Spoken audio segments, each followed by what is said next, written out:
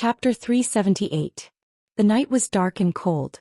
But because of the snow outside, the whole world didn't look that dark. It was as if a thin layer of gauze was covering the top of his head, and the outline of everything in the world could be vaguely seen. The lobby of the club was magnificent, and there was an endless stream of guests coming and going. Everyone looked elegant and joyful. They were dressed in luxurious clothes and chatted with each other. The tires of the cars in the distance crushed the ice and snow with a screeching sound. The mixture of ice and water splattered everywhere. The girl was wearing a light yellow one-piece dress and a thick gray cloak-style plush coat. On his feet was a pair of white leather boots.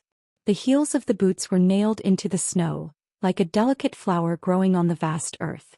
The front of the jacket was open, revealing her flat, slender stomach and slightly protruding breasts. Her hands were casually in her pockets, just like those young girls whistling on their way home from school or walking on the ancient street covered with ginkgo leaves with headphones plugged in. Youthful, fashionable, beautiful, sexy. There was a gentle and beautiful smile on her face. Her lips were curled and rosy, her eyebrows were delicate and slender, and her beautiful nose was slightly red from the cold. However, this little bit of redness made her look more childlike and playful. If he took a step forward, he would be completely exposed by the bright lights of the hotel lobby. If he took a step back, he would be swallowed up by the endless darkness and the noisy world. She stood between the light and the dark, as if she had come from the darkness and retreated from the light. People couldn't help but be attracted and touched by her. She looked at Fang Yan. She only looked at Fang Yan. Anyone with eyes would be able to see that she was waiting for him. Fang Yan was pleasantly surprised for a moment, but then his heart ached a little. He looked at Summer and said, "She is a very special person." "I can see that." Xianxia gave the girl a meaningful look and said, "Looks like I have to take my leave early." After that, without waiting for Fang Yan's response, he waved at the girl and walked toward the luxury car that the driver had driven over. Fang Yan walked up to the girl and their eyes met. Fang Yan grinned and said, "You're not hungry to eat, you don't know how to drink, and you're too casual when it comes to singing. I don't know what other men invite girls to do. How about I invite you to admire this city of white snow?" "It's my honor." The girl squinted her eyes and smiled. Thus the two of them walked side by side towards the world of ice and snow outside. Because of the girl's sudden decision, the men and women pretending to be guests in the clubhouse lobby, the black people hiding in the dark corners, and the driver dozing off in the car immediately got busy. "Miss, if you travel on foot, how do you determine the security level? Should the star group follow up? Should the light team prepare emergency measures? Should the convoy follow them closely?" Miss gestured for me not to follow them. After a long time, a man's voice came from their earphones. "Miss, you don't have to worry about safety when you're with him. Leave a car to follow them from afar. Don't get close." Thus, everything calmed down. Fang Yan was very happy. Even if he didn't say or do anything, he walked step by step from the Maple Leaf Club to the South Bridge, from the South Bridge to Causeway Alley, and from Causeway Alley to Green Spring Garden, and he didn't feel irritated or tired at all. He wanted to keep walking like this. Can you imagine? Walking was full of happiness. That happiness was like golden soup that was about to overflow from his face. The girl was also very happy. When Fang Yan took a step, she also took a step. Since Fang Yan was walking fast, she was walking fast as well. When Fang Yan walked slow, her footsteps also slowed down. When Fang Yan said he wanted to invite her to look at this city of snow, she really looked at this city of snow very seriously. Looking at the snow on the ground, there were many pairs of footprints in the snow, densely packed, coming and going. But she knew that the two sets of footprints belonged to a pair of intimate lovers. Because they were so close to each other, the footprints showed that they were willing to live and die together and never want to be separated. Looking at the snow on the wall, the swing inside the wall, the road outside the wall, the pedestrians outside the wall, the smile of the beauty inside the wall. The laughter gradually disappeared, but the affectionate was annoyed by the heartless. Would there be a beauty living inside the wall? Did the beauty like to laugh? Looking at the snow on the trees, the heavy snow pressed down on the branches. Looking at the snow on the roof, the car looked like a tortoise shell. Looking at the boiling snow in the sky, looking at the snow falling on the tip of his nose and eyelashes. Every place was exquisite and every place was interesting. They walked from Tiantong Courtyard to Yenjing University, from Yenjing University to Shuimu University, from Shuimu University to Renmin University, and from Renmin University to Aviation University. The girl finally stopped. She looked at Fang Yan and said, "I'm hungry." "I'm hungry too," Fang Yan said. They had walked a very, very long road. It was 10 kilometers, not 20 kilometers. Or it could be said that they had already walked one round around Yanjing City. All the students knew that there would be a food street in front of every school. The girl said she wanted to eat noodles, so Fang Yan found a stewed noodles restaurant. "Boss, 2 bowls of stewed noodles," Fang Yan shouted. "1 big and 1 small. Put more mutton and less noodles." "Boss." 2 big bowls, the girl corrected Fang Yan's words. Then she also said, "Put more mutton and less noodles." In some aspects they had reached an agreement. The chubby boss was amused by their conversation and said, "2 bowls of stewed noodles, put more mutton and less noodles." Time passed really fast, or it could be said that the chubby boss's actions were really fast. As soon as they ordered the noodles, the stewed noodles with more mutton and less noodles were delivered to them. Fang Yan used his chopsticks to pick it up.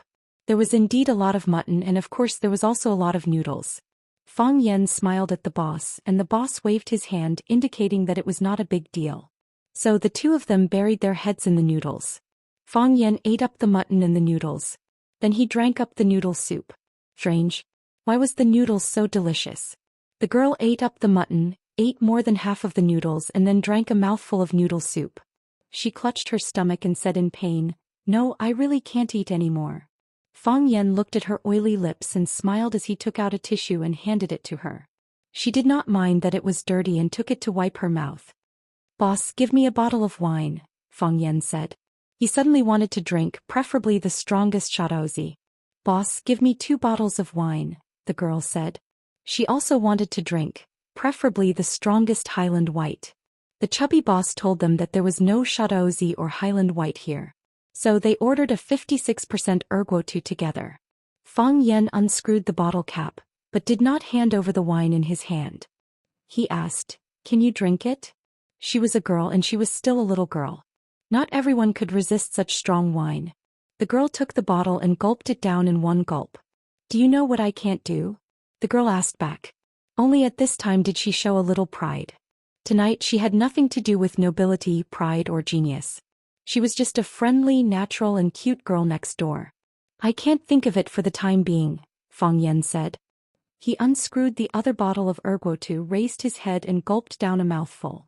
Eating noodles, admiring the snow, meeting a beauty at night, and giving him 3 tales of strong wine, it was really a great joy in life. Fang Yan looked at the girl and said, "I know you're fine. You'll definitely be fine. You're so smart, nothing can stump you. How could something happen to you? But I've called your number more than 1,340 times. My phone has a digital record, but I've never been able to get through. I know you'll be fine, but I can't help but worry. I've been waiting for you to come out to see me. I thought if you don't come out, I'll go to your door. Although I don't know where your house is, someone will know. If I can't, I'll ask each and every one of your houses. Eventually I'll find out. I know you have your difficulties and difficulties. I've seen this kind of plot too many times. Girls from big families like you are like the princesses and princesses of the past. Your life is not free. I also know your family doesn't like me and don't want to see me. Let them scold me, let them scold me, let them beat me. I think I'll be able to lure you out and I'll be able to see you." Fang Yan looked at her beautiful eyes with a face full of guilt and said, "Only when I see you with my own eyes can I know that you're fine, that nothing has happened to you. I'm fine." The girl's eyes were red, but she raised her head to stop the tears from flowing. For her, tears were a sign that her body was weak. It was easy to make a mistake at a time like this, which would give her opponent an opportunity to take advantage of. Even if she thought that there was nothing in this world that she couldn't do. But there were some emotions that she really couldn't control. "I've always been fine. I know that Eagle Mu is one of your men," Fang Yan said. "Yes, Eagle Mu is one of my men," the girl said. "I know that you invited Jiang Junling." "Yes, I had someone invite Jiang Junling," the girl said. "I know that you prepared this suit for me." "Yes, I prepared this suit for you," the girl said. She looked up and down at Fang Yan's body and said, "It looks like it fits you, but I don't understand. Why?" Fang Yan asked. "Why did you send Eagle Mu to help me? Why did you invite Jiang Junling on my behalf? Why did you prepare clothes for me? And why? Take a bullet for me. Chapter 379. Sowing in spring and harvesting in autumn, the cycle of karma. Sowing in spring, harvesting in autumn, the cycle of karma. Sowing a grain in spring, harvesting 10,000 in autumn. This was a well-known fact. Fang Yan knew that she was very nice to him, but he didn't understand why she was so nice to him.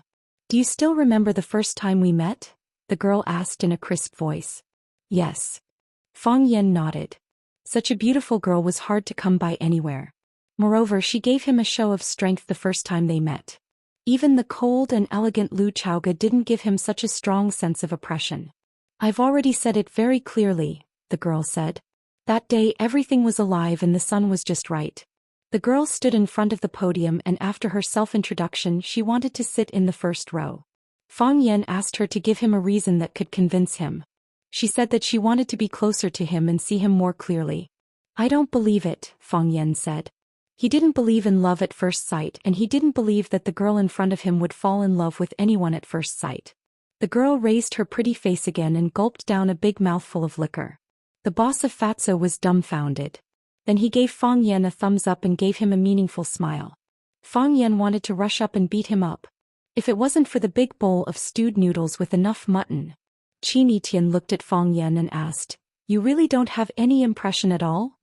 No, Fang Yan said. Beidei. The girl looked at Fang Yan's face and said word by word, Jianfeng Ridge. Beidei? Jianfeng Ridge? A crack appeared on the sturdy flagstones and bright light shone through the crack. Fang Yan felt the divine light falling from the sky. His mind was still in a state of shock, but it was suddenly brought to the distant past. When was it? Was it when he was 13 or 14? At that time Fang Yan was just an inexperienced youth or rather a half-grown child. At that time Fang Hui was awe-inspiring. His legs were not paralyzed and his Tai Chi skills were rarely matched. At that time Fang Hui was highly respected in the Jianghu. He had many disciples and hundreds of friends. He was loved and respected by the people in the circle. At that time the old drunkard Mo Qingdi was like the sun in the sky, a rising star in the inner river. He defeated close to 100 tyrants, trampled on enemies from all directions and shone brightly. At that time the Fang clan wasn't in such dire straits that they were bullied and humiliated by others. At that time Fang Yan was just a playful monkey. One summer Fang Yan accompanied his grandfather to Beidei to attend a high-level conference. Grandpa had a mission to complete and had to accompany the leaders of the conference, so he couldn't accompany Fang Yan. Thus Fang Yan, freed from his restraints, roamed around Beidei. Fang Yan walked along the shore of Beidei, passed through the security zone, and arrived at the free sea area where tourists could freely enter and exit. The beach, the sea breeze, the bikinis, the beauties were as numerous as the clouds and the temptation was like wine. It was a feast for the eyes. The young Fang Huohua secretly swallowed a few mouthfuls of saliva, then continued walking forward. When he walked to the edge of the road he saw a black off-road vehicle parked there. He glanced at the off-road vehicle and the driver of the off-road vehicle glared at him. The smell of blood. Fang Yan smelled the smell of blood. Fang Yan was born in an ancient martial arts family. Although he was young he clearly knew that those were the eyes to kill. Although some people looked ferocious, their eyes did not have any hostility. This man was different. He looked ordinary but his eyes were like a hungry wolf staring at a piece of fat meat. As long as he opened his mouth he could swallow you whole. Fang Yan was vigilant so he didn't directly clash with him. He turned into a supermarket and bought a bottle of mineral water to drink. After walking for such a long distance he was indeed a little thirsty. When he was paying he saw two men quickly rushing toward the van from the supermarket's glass. Their footsteps were steady and their speed was surprisingly fast. It was obvious that they were martial artists.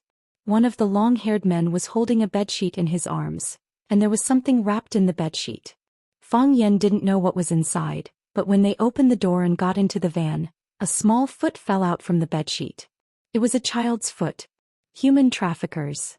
Fang Yan cursed and rushed out of the supermarket.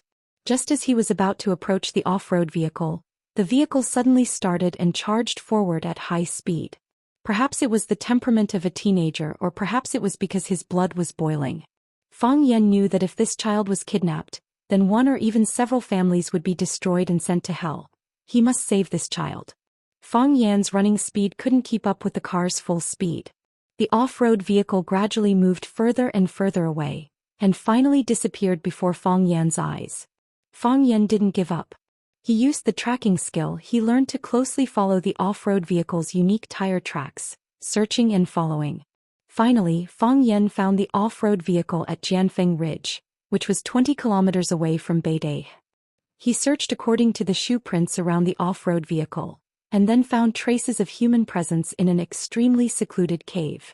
Fang Yan found the green snake grass in the mountain stream, then found sulfur and a few other flammable materials at the entrance of the cave.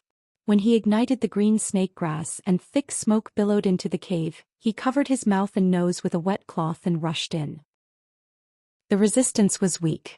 Those martial artists who might not be weak were caught off guard and breathed in the poisonous smoke from the green snake grass. One by one they became weak and were quickly knocked out by Fang Yan. Of course, the child in the grass nest in the corner was also knocked out. This was the most beautiful little girl Fang Yan had ever seen. Perhaps even the human traffickers didn't have the heart to treat such a child too harshly, and even used licorice to make a comfortable little bed for her. It wasn't until Fang Yan saw a gun sticking out from the waist of a human trafficker that he realized these criminals might not be as simple as he thought. The green snake grass was still burning and the poisonous gas in the cave was getting thicker and thicker. Fang Yan left with the little girl. He ran to the hillside with the little girl in his arms. Perhaps it was because she was woken up by the mountain wind, or maybe it was because Fang Yan was carrying her in the wrong position, or because the running was too bumpy, but the girl woke up. Her skin was white and tender and her facial features were flawless. Long eyelashes and the pair of dark eyes that looked at Fang Yan were like a pair of the purest black gems. Fang Yan only felt that his heart was about to melt. At that time Fang Yan, who was only a teenager, actually had a sense of responsibility as a father and brother. He thought that no matter what, he must protect her from any harm. "Brother, you're not a bad person." The girl actually took the initiative to speak. She was not afraid, nor was she shy with strangers. Her voice was clear and sweet like the tinkling of spring water. "How do you know?" Fang Yan grinned. He thought that this child was really interesting. Lying in the arms of a stranger when she opened her eyes, why didn't she cry out in fright? "It's because your face is red," the little girl said with a straight face. "Bad people don't blush." "Bad people don't blush?" Fang Yan thought about it seriously. He really hadn't seen bad people who blushed. But that didn't mean that there weren't any. Some bad people. While Fang Yan was thinking about the accuracy of this question, the girl giggled and said, "Also, bad people aren't that stupid. Mom said that bad people don't care what others think, they only care about what they want. You are still thinking about what I said, which proves that you are not a bad person." Fang Yan had the feeling of banging his head against the wall. He was actually deceived by a little girl. And he couldn't even fight back? "Brother, where are you taking me?" "I'm taking you to find your mom." "I don't know where my mom is, but the police uncle must know. Because I got lost, my mom will definitely call the police," the girl said very seriously. "Okay, I understand," Fang Yan said. When he was searching up the mountain, he saw a police station at the foot of Jianfeng Ridge. It was said that it was specially set up to prevent people from racing on the mountain at night. Fang Yan carried the little girl to the police station. The girls at the police station were on guard. Some were on the phone, some were running up the mountain, and even more were guarding the little girl, separating Fang Yan and the little girl far away. The little girl sat in a separate room to rest. Fang Yan was chased out of the door. After recording his statement, no one cared about him anymore. Fang Yan walked to the yard and stood outside the window to look at the little girl in the room. "Brother, what's your name?"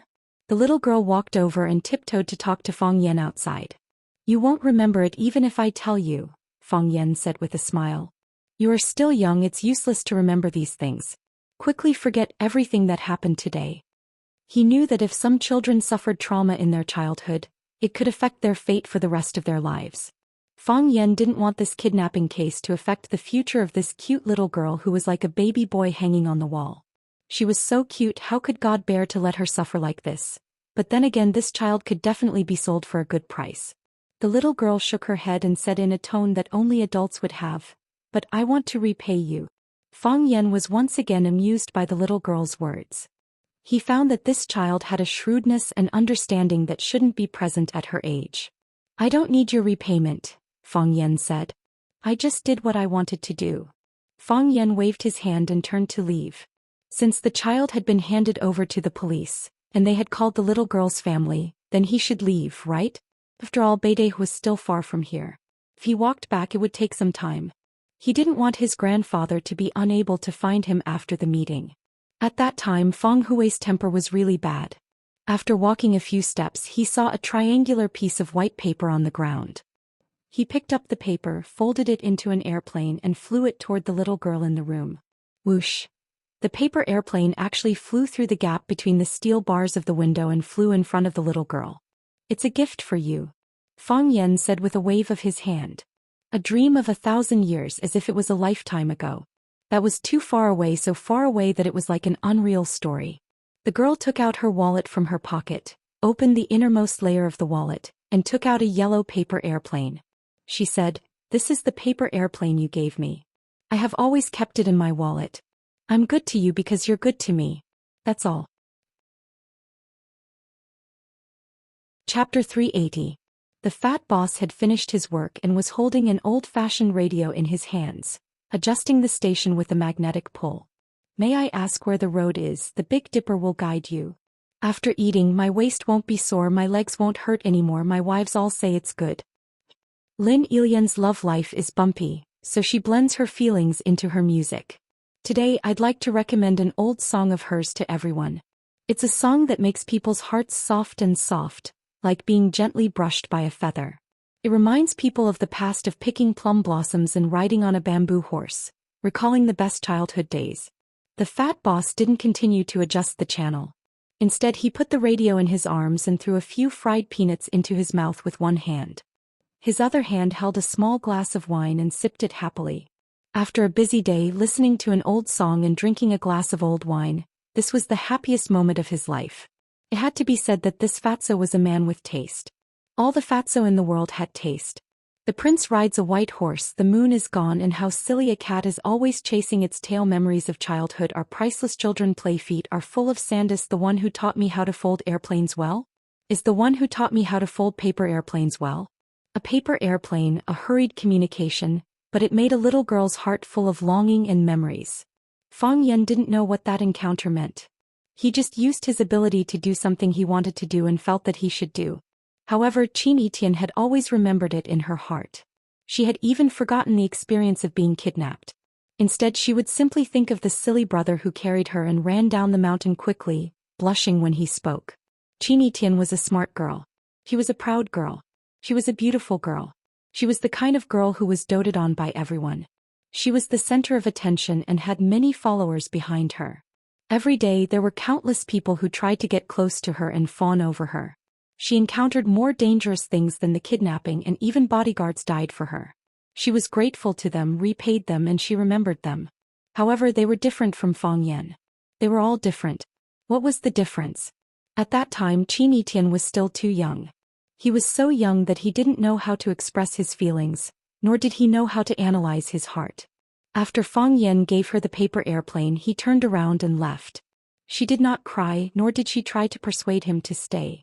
She simply felt as if she had lost something very important. What was even more strange was that this feeling did not become weak as he grew older. Instead, it was like weeds growing wildly in his heart. When you inadvertently noticed it, you would discover that it had already turned into a boundless grassland. Fang Yen reached out to take the paper plane. The thin piece of paper made him feel unusually heavy. How many years has it been? He actually kept it all this time? It was just a piece of waste paper that he picked up from the ground before he left. He folded it into a paper airplane and gave it to Xianxia, who looked cute and lonely at that time. This was because Fang Yen felt that she was just a little girl, and the people accompanying her were all tall and sturdy middle-aged men. She definitely wouldn't have anything in common with them. There was a piece of jade on his neck, and there was a heart-shaped bloodstone in his pocket, which he found in the mountain stream when he was searching for tire tracks. He had more precious gifts to give her, but he was reluctant to give it to her. He felt that she was just a child he had met by chance. He gave her a paper airplane to fly around while she waited for her parents to pick her up. Wasn't this a game a child should play? It was obvious that Fang Yen had underestimated the situation. Or rather, he underestimated the girl's stubbornness and persistence. Kept it all this time? Fang Yan carefully held the paper airplane. He was afraid that he would accidentally dismantle it, because it was really too fragile. He didn't know how she had kept it for so many years. It was just yellow in color but not the slightest damage. Only God knew if the girl was furious and would ask the fat boss to borrow a knife to cut him up.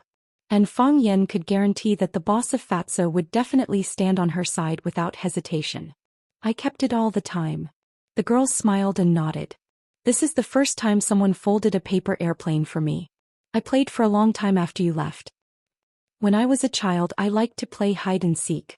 The people around me didn't dare to play with me because they were worried that I would hide in a place they couldn't find. If that happened, my parents would be very angry and they would be very unlucky. But I was really bored, so I could only play with myself. Then I would often hide in a place where no one could find me. The girl raised the bottle and took a sip, explaining in a soft voice. Later on, I also reflected that I didn't really like hide and seek. I just liked that everyone was looking for me. It made me feel that I was valued. It was the anxiety from the bottom of my heart, not the care of food, clothing, and shelter.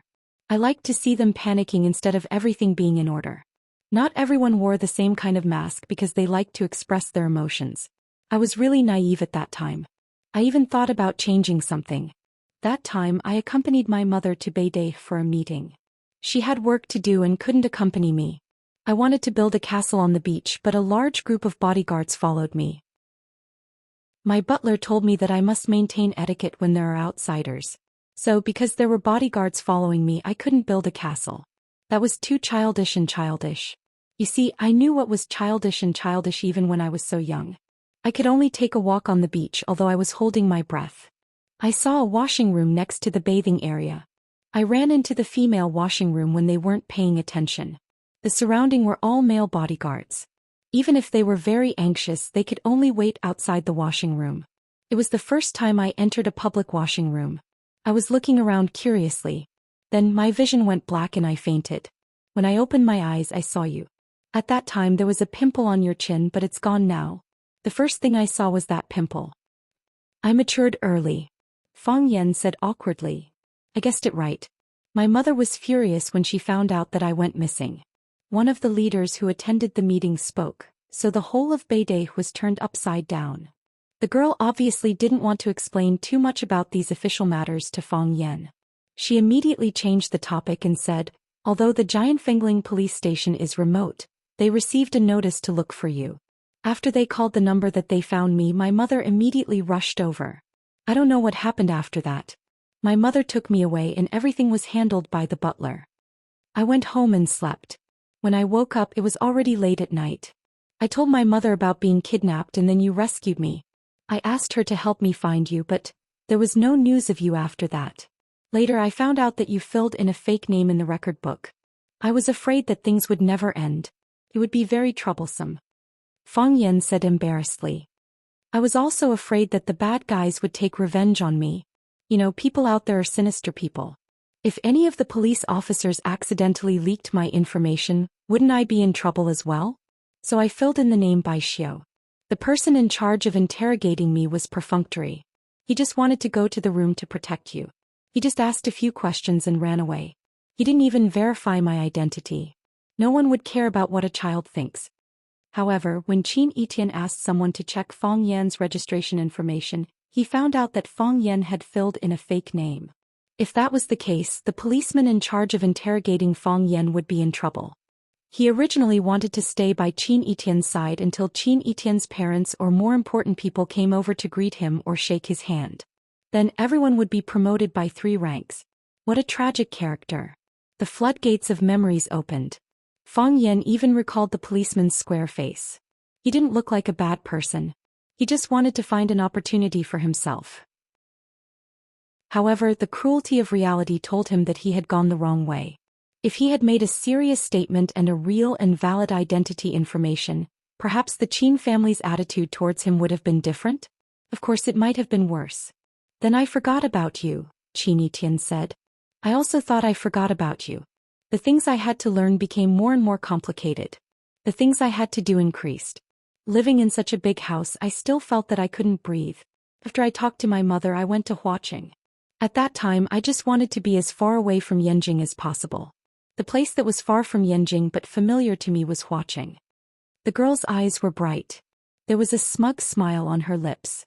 She looked at Fang Yan and said, "When I was sleeping on the grass by the Rosefinch River, when I was woken up by the noise, when I saw a young man standing on a boat reading a poem, when I saw your face that was strange yet familiar as if we would meet and chat every day, I felt a sense of relief that I had been waiting for so long.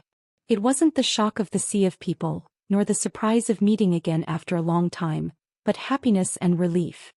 Later I understood that I left Yanjing for Huaqing. I rejected first high school and Ivy League to go to Rosefinch. I stood by the Rosefinch River and waited for you. This was what I had always been doing. All those years, I always regretted that although you didn't tell me your name, I should have taken the initiative to tell you mine." The girl took the initiative to extend her hand to Fang Yan and said, "Hello, I am Qin Tian." Chapter 381. Snow was flying outside the glass doors and windows. The room was not air-conditioned, and the soup in the bowl on the table had already solidified. However, the two of them did not feel cold at all as they reminisced about the past. The girl took the initiative to extend her hand to Fang Yan and said, "Hello, I'm Qin Tian." This was a belated courtesy and also a belated acquaintance. Fang Yan reached out and held Qin Tian's hand. Her hand was cold, slender and fleshless. He looked into the girl's serious and sincere eyes and said, "I'm Fang Yan. Nice to meet you. I recognized you at first sight. Although you were more mature than the Fang Yan I met before at that time, your silhouette had already taken shape, and some of your expressions and movements were very special, and others could not imitate you. I've been waiting for you to recognize me. I thought you'd recognize me at first sight, or maybe you'd recognize me all of a sudden. Wait. Are you an idiot or an idiot? Why aren't you reacting at all?" Qin Tian pretended to be angry. Fang Yan was a bit embarrassed and said, "You were still young at that time. A girl changes 18 times between childhood and womanhood, becoming more and more beautiful. If you didn't tell me, if you didn't remind me of Jianfeng Ridge and Beidai, I really wouldn't have remembered. Was I not beautiful when I was young? You were beautiful when you were young. Not beautiful now? Still beautiful now. Then why did you say that a girl changes 18 times between childhood and womanhood, becoming more and more beautiful? Am I better looking now than when I was young? Both. Mr. Fang, your face is red again." Fang Yan rubbed his cheeks in embarrassment, then looked at Qin Tian with a face full of shock and said, "Didn't you say you didn't want to call me teacher?" "I didn't want to call you teacher before because I didn't want you to always treat me as your student," Qin Tian explained with a smile. "Why are you calling me that now?" "Now I call you Mr. Fang because you won't return to Rosefinch, right?" The smile on Fang Yan's face froze as he asked in a deep voice. Qin Tian nodded and said regretfully, "There will be some repercussions from what happened in Flower City. Those people probably won't give up until they get what they want. I've already talked to my family and they don't agree to let me go to Hua City. That place is too far from Yanjing City. On one hand, there's no natural barrier of authority, so no one would dare to do such a thing in Yanjing City. On the other hand, it's impossible for the family to send too many elite forces to protect me. The Chaoyan Research Institute has already diverted a lot of our energy, and we don't dare to use people who are not reliable enough. Also, I can't waste my time as freely as before. After the new year, I'll be my mother's assistant and start to get in touch with some of the family's core businesses." Hearing Qin Tian's words, Boss Fatso glanced over. With an honest and mocking smile on his face, he thought to himself, "This girl is quite pretty, but her words are unreliable. Every time she opens her mouth she talks about family and core business. She makes it sound like your family has many businesses. Raising a few pigs at home isn't a family business, and being able to make a bowl of lamb-stewed noodles isn't the core technology. Isn't it too early?" Fang Yan said in surprise. "You're still that young?" "Still young." Qin Tian smiled and said, "At my age, many people are already shouldering more and heavier responsibilities than me. It's just because my family spoils me and let me drift for so many years. Besides, I can't learn anything in school. I know everything you guys teach me." As a teacher, his self-esteem was still very hurt after being said that by a student in front of him. Fang Yan felt that whether it was from his personal standpoint or professional honor, he had to fight back against Qin Tian's statement. So Fang Yan looked at Qin Etian and said, "Can your tongue lick your elbow?" If Qin Etian said she couldn't, Fang Yan would quickly extend his tongue to her elbow and lick it. Then he would seriously teach her that when three people walk together, there must be a teacher and she should always be humble. There were some things that a teacher could do but a student might not be able to do. Qin Etian giggled and said, "This is not difficult for me." Qin Etian stretched out his arm and drew a circle on his chest as if he had no bones. Then Qin Etian's lips gently kissed her elbow. Since her trump card had failed, Fang Yan could only admit defeat. At this moment the glass door was pushed open with great force, and a strong cold current swept in. Qin Etian was facing the door and he couldn't help but wrap his sweater jacket around his body. A few middle-aged men walked in with the smell of alcohol, talking and laughing. The big man in the lead shouted, "Boss, make 4 bowls of stewed noodles. Big ones. Cut 2 pounds of beef. Be quick, we're all starving." Then he turned to the 3 brothers behind him and asked, "Do you want a few bottles of beer to rinse your mouth?" "No, I won't drink anymore. I drank a few bottles of wine in the nightclub just now, I can't drink anymore." "Brother Hai drinks, I'll drink. If Brother Hai doesn't drink, I'll eat noodles." Eat noodles, I'm starving. How about we listen to Brother Hai and order a few bottles to rinse our mouth?" "Boss, give us a dozen beers." Brother Hai shouted loudly. "Hey, that chick was really strong. She gave it to you in the washroom, I couldn't hold back." The few men shouted loudly and said some unpleasant things. Fang Yan frowned slightly, but Qin Etian didn't make a sound, as if he didn't understand what they were talking about. Fang Yan looked at Qin Etian and said, "I'll send you back." The atmosphere of reminiscing was destroyed, so Fang Yan was ready to leave with Qin Etian. Because he was worried that something unpleasant would happen, but he was in a really good mood tonight. He didn't want this happiness to be destroyed. "Okay," Qin Etian said. Fang Yan shouted, "Boss Bill." "Coming." Boss Fatso, who was kneading the dough, quickly ran over. 9 yuan for a bowl, 18 yuan in total. Fang Yan gave him 50 yuan and said, "Boss, keep the change, just treat it as we bought the mutton." "That won't do," Boss Fatso said. "I've already collected the mutton, 9 yuan for a bowl." As he spoke, he quickly found a handful of change and handed it to her. Fang Yan was stunned for a moment, took the change and said, "Come often in the future." "Come often in the future." Boss Fatso smiled honestly. As Fang Yan and Boss Fatso were talking, the eyes of the middle-aged men shifted to Fang Yan's face. After glancing at Fang Yan, they naturally saw Qin Etian. Then they couldn't move their eyes away anymore. They were instantly stunned and their hearts were beating rapidly. They felt that they had found the feeling of their first love. Yes, what a ridiculous thing. When they had long crossed the age of 30, each of them had found the feeling of their first love. Taking off his outer leather jacket, unbuttoning 3 buttons of his shirt, revealing a finger-thick gold necklace around his neck, the short and fat Fuhai wiped the saliva from the corner of his mouth. He looked at Qin Etian with a smile and asked, "Little girl, are you still a student?" Qin Etian nodded and said, "That's right. But soon I won't be." "Oh, that's because I'm about to graduate." "It's not good to graduate, it's still more comfortable in school. There's a lot of competition. The monthly salary of a university student who just entered society is 1,800 yuan. It's not even enough to rent a basement in a place like Yanjing. Little girl, have you found a job?" "Should be about right." "What job?" "Assistant." "Oh, it's called assistant, but it's actually a secretary. The people in society are sinister." "Little girl, I see that you're very innocent and have no work experience, so don't be cheated by others." Brother Hai pushed away his chair and stood up, walking to Qin Etian's side and said, "Little girl, I'll give you a business card. I'm the person in charge of Hai Tian trading. I also have an advertising company and a modeling company. It just so happens that I've recently been recruiting a chairman's assistant. Little girl and I have fate. If little girl is interested in working at Hai Tian trading, I'm willing to give you a monthly salary of 5,000, no 8,000. This is only the probation period. After the probation period, the monthly salary will be at least 10,000. I can tell you, only you have this kind of opportunity, other graduates can't. Most of them still have to live in basements and eat boxed lunches." Qin Etian took the business card and glanced at it, saying, "Why do we have fate?" "Hee hee, you're so beautiful, you make people's eyes light up. Who wouldn't want to have fate with you?" Brother Hai opened his mouth and laughed, raising his arm to look at the time. inadvertently revealing the gold Rolex watch on his wrist, saying, "Miss, it's 11:26 now, remember this time, we'll meet in this minute. This minute is so different. I'll wait for you for 24 hours, remember to call me. I won't wait after the deadline."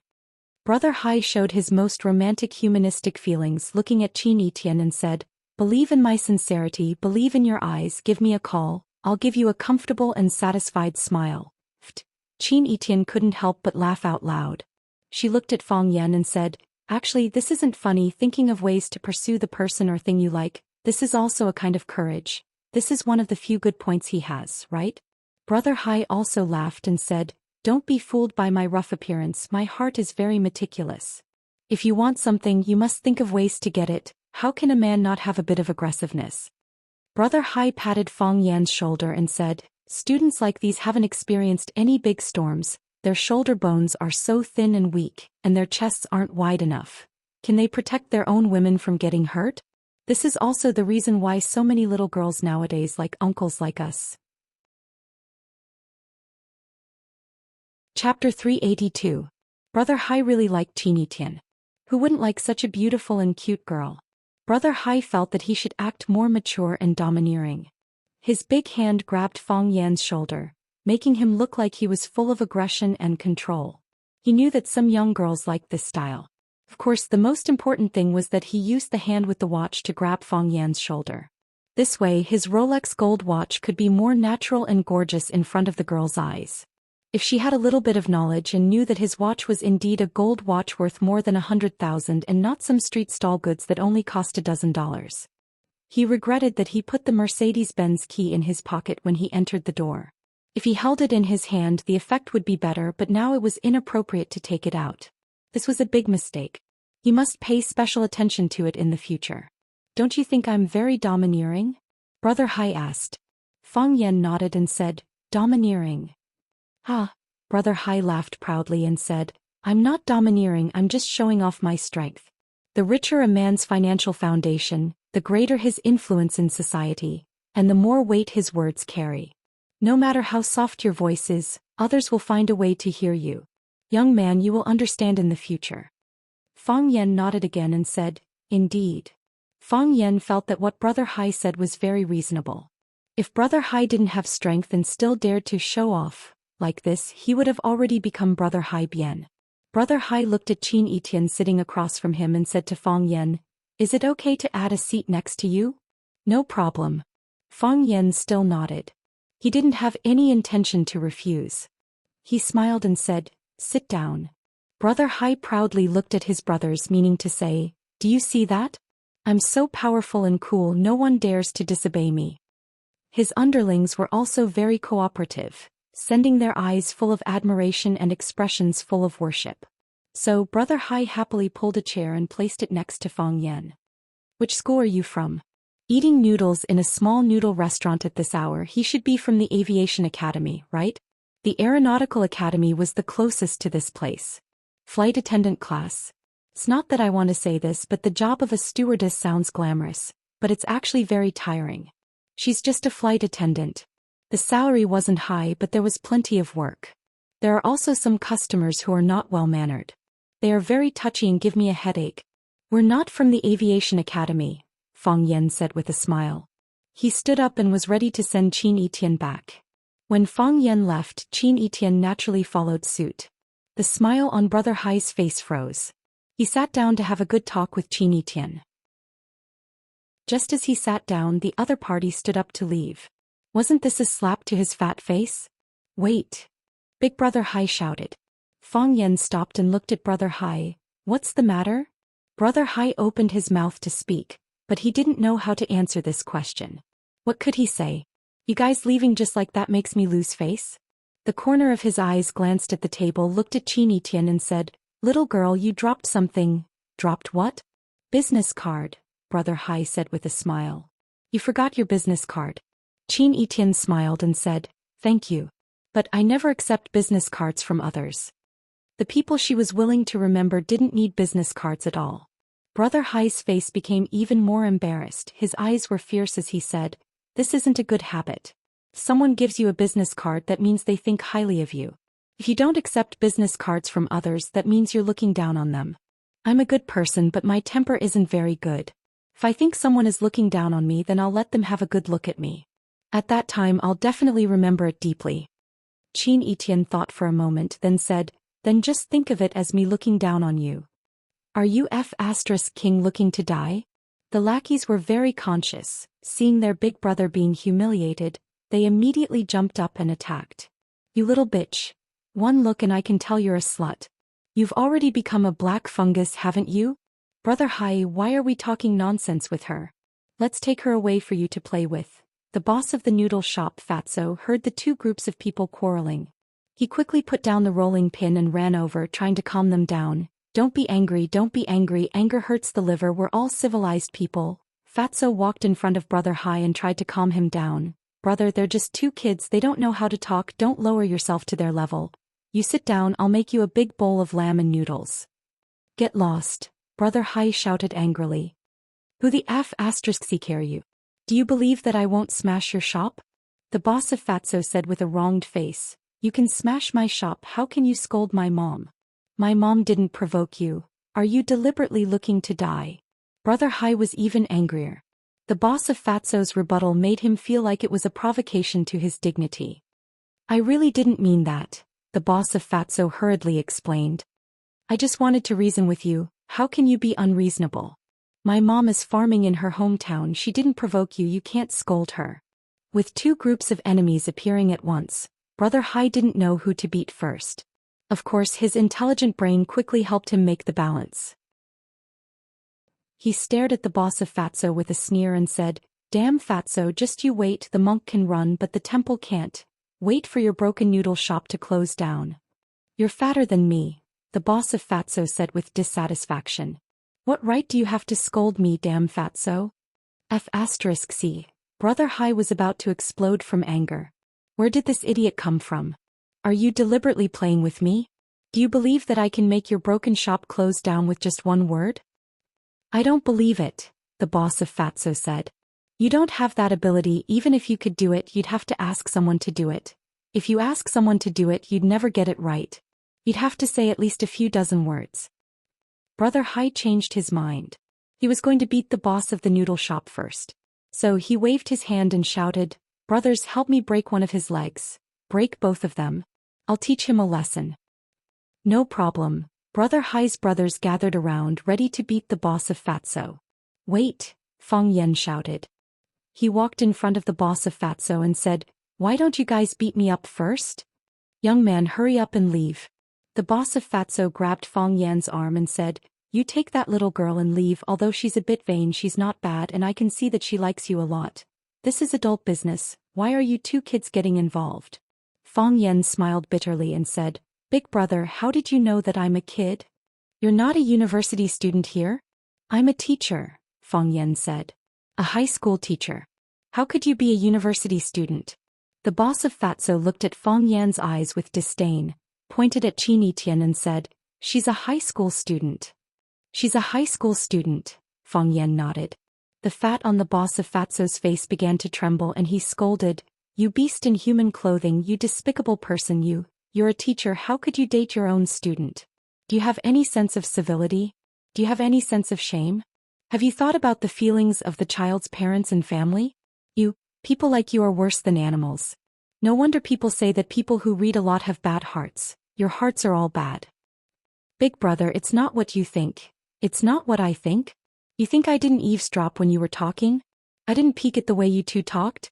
I saw it all and I even secretly blessed you in my heart. Bah, I was blind and blinded to bless you. Brother Hai looked at Feng Yan, then looked at Xianxia, grinned and said, Interesting. Really interesting.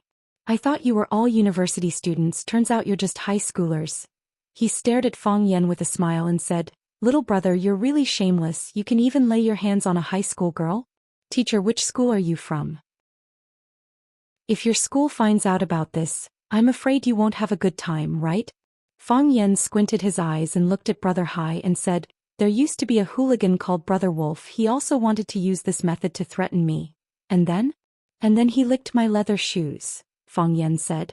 Big Brother Hai was furious and shouted, Brothers, cripple this brat for me. Crash. The three men behind him immediately grabbed the bottles and rushed over. When Fang Yan was about to make a move, Boss Fatso suddenly pushed Fang Yan away, stood in front of him and shouted, "Don't hit people, you can't hit people in my shop. If you want to hit someone, hit me." Whoosh! A bottle was swung at Boss Fatso's head. This was Brother Hai personally making a move. He was really annoyed by this Fatso's incessant chattering. "Go to hell," Brother Hai shouted angrily. He was going to crack open Fatso's head first, and let Fang Yan the male teacher and Qin Tian the female student see some blood. Then things would be easier to deal with and his goal would be easier to achieve. Crack! The sound of a bottle breaking came. Bright red blood dripped from his forehead drop by drop. Brother Hai's eyes were full of disbelief. He was the one who made the move, so why did his head hurt so much? He felt a little itchy in his eyes, and when he blinked, the blood flowed down his cheek. Qin Etienne threw the broken bottle on the ground and clapped his hands, as if he had done something very insignificant. "Mr. Fong, I love watching you fight for me," Qin Etienne said with a face full of happiness. Chapter 383. When Brother Hai swung the bottle at the boss of Fatso, Fang Yan moved like a flash and caught the bottle. Qin Etienne didn't miss such a good opportunity. She grabbed the bottle that she had just drunk and smashed it at Brother Hai's head. What she hated the most was those bastards who beat people up without warning. The two cooperated well and scored a perfect score. Qin Etienne's move was neat and unexpected. Who would have thought that such a charming little girl could be so experienced and ruthless? After the fight, she said with a happy face, "Mr. Fong, I love watching you fight for me." Fang Yan looked innocent. "You were the one who hurt him. What did it have to do with me? I only grabbed the tendons of the other person's hand so that his body couldn't move." Brother Hai's head was in a daze and his body was on the verge of collapsing. "Brothers, give me." Before he could finish his words, he fell to the ground with a thud. His eyes were closed and he fainted. The fat boss stared at the scene in front of him with his eyes wide open. He had already mentally prepared himself for the worst. He thought that his head would definitely be split open, but why was the person who hit him lying on the ground with his head bleeding? "Damn, how dare you bully our Brother Hai." A man with a buzz cut grabbed the bottle in his hand and rushed at Fang Yan. Fang Yan felt even more wronged. "Please open your dog eyes and see clearly, okay? I'm not the one who hit him. Can you not accuse a good person? Is there any truth in this world?" As Fang Yan thought of this, he slapped the man with a buzz cut and sent him flying. Another man followed closely behind. Seeing that Fang Yan slapped his companion away, he wanted to turn around and escape. But his body's inertia made him continue to rush at Fang Yan. He was in a dilemma. Fang Yan didn't want to make things difficult for him. He suddenly lifted his leg and kicked the man's body into the air. He flew toward the glass door of the noodle house. "My door," the Fatso boss shouted. Fang Yan used the Fang Plum Blossom steps, crossed his legs and pounced towards the man's body. He reached out and grabbed the man's collar. Just as the man's body was about to hit the glass door, Fang Yan forcefully pulled him back. The man's heart was racing and he was panting. He looked at Fang Yan gratefully and said, "Thank you." Bang! Qin Etienne smashed the bottle on his head and said with a smile, "You're welcome." "How did you knock him down?" Fang Yan asked. Qin Etienne stared at Fang Yan and said, "Aren't we fighting now?" "Yeah." "Then why can't I defeat him? I mean, we have already subdued him and he has temporarily lost the ability to cause harm. Actually, there is no need to beat him up like this." "I'm sorry," Qin Etienne said with a red face. "I'm too excited." The last man with the pigtail saw Hai Ji and his two companions being easily dealt with like tofu. His face was full of fear and disbelief. Seeing Fang Yan and the violent girl looking at him with unfriendly eyes, the man with the pigtail picked up a bottle from the table and asked, "Can I do it myself?" Bang! He smashed the bottle on his head. Because he didn't use enough strength, his head was broken, but the bottle was still intact. Blood flowed out from his hair, quickly dyeing his acne-filled face red. "The bottle isn't broken." Qin Etienne looked at him and said. "I'll do it again," the man with the pigtail said. Bang! The man used more strength, but the bottle still didn't break. The man with the pigtail was so anxious that he was about to cry. He once again smashed the bottle on his head and shouted, "Break? Still not broken. I'll let you break. Still not broken. I'll let you break. Break, break, break." The man with the braid kept smashing his own head with the beer bottle. The sound of banging was endless. Fang Yan couldn't bear to look at it. Just how bad was this guy's luck? He actually chose such a sturdy bottle. The man with the pigtail's head was dripping with blood. His entire face was also dyed red with blood. He wiped the blood off his face and looked at Xianxia with a sobbing tone. Can I change the bottle? All right, Xianxia waved his hand impatiently. You can lie down. Thank you, the man with the pigtail said gratefully. He quickly laid down on the ground, closed his eyes and pretended that he was dead. The boss of Fatso was stunned by this scene.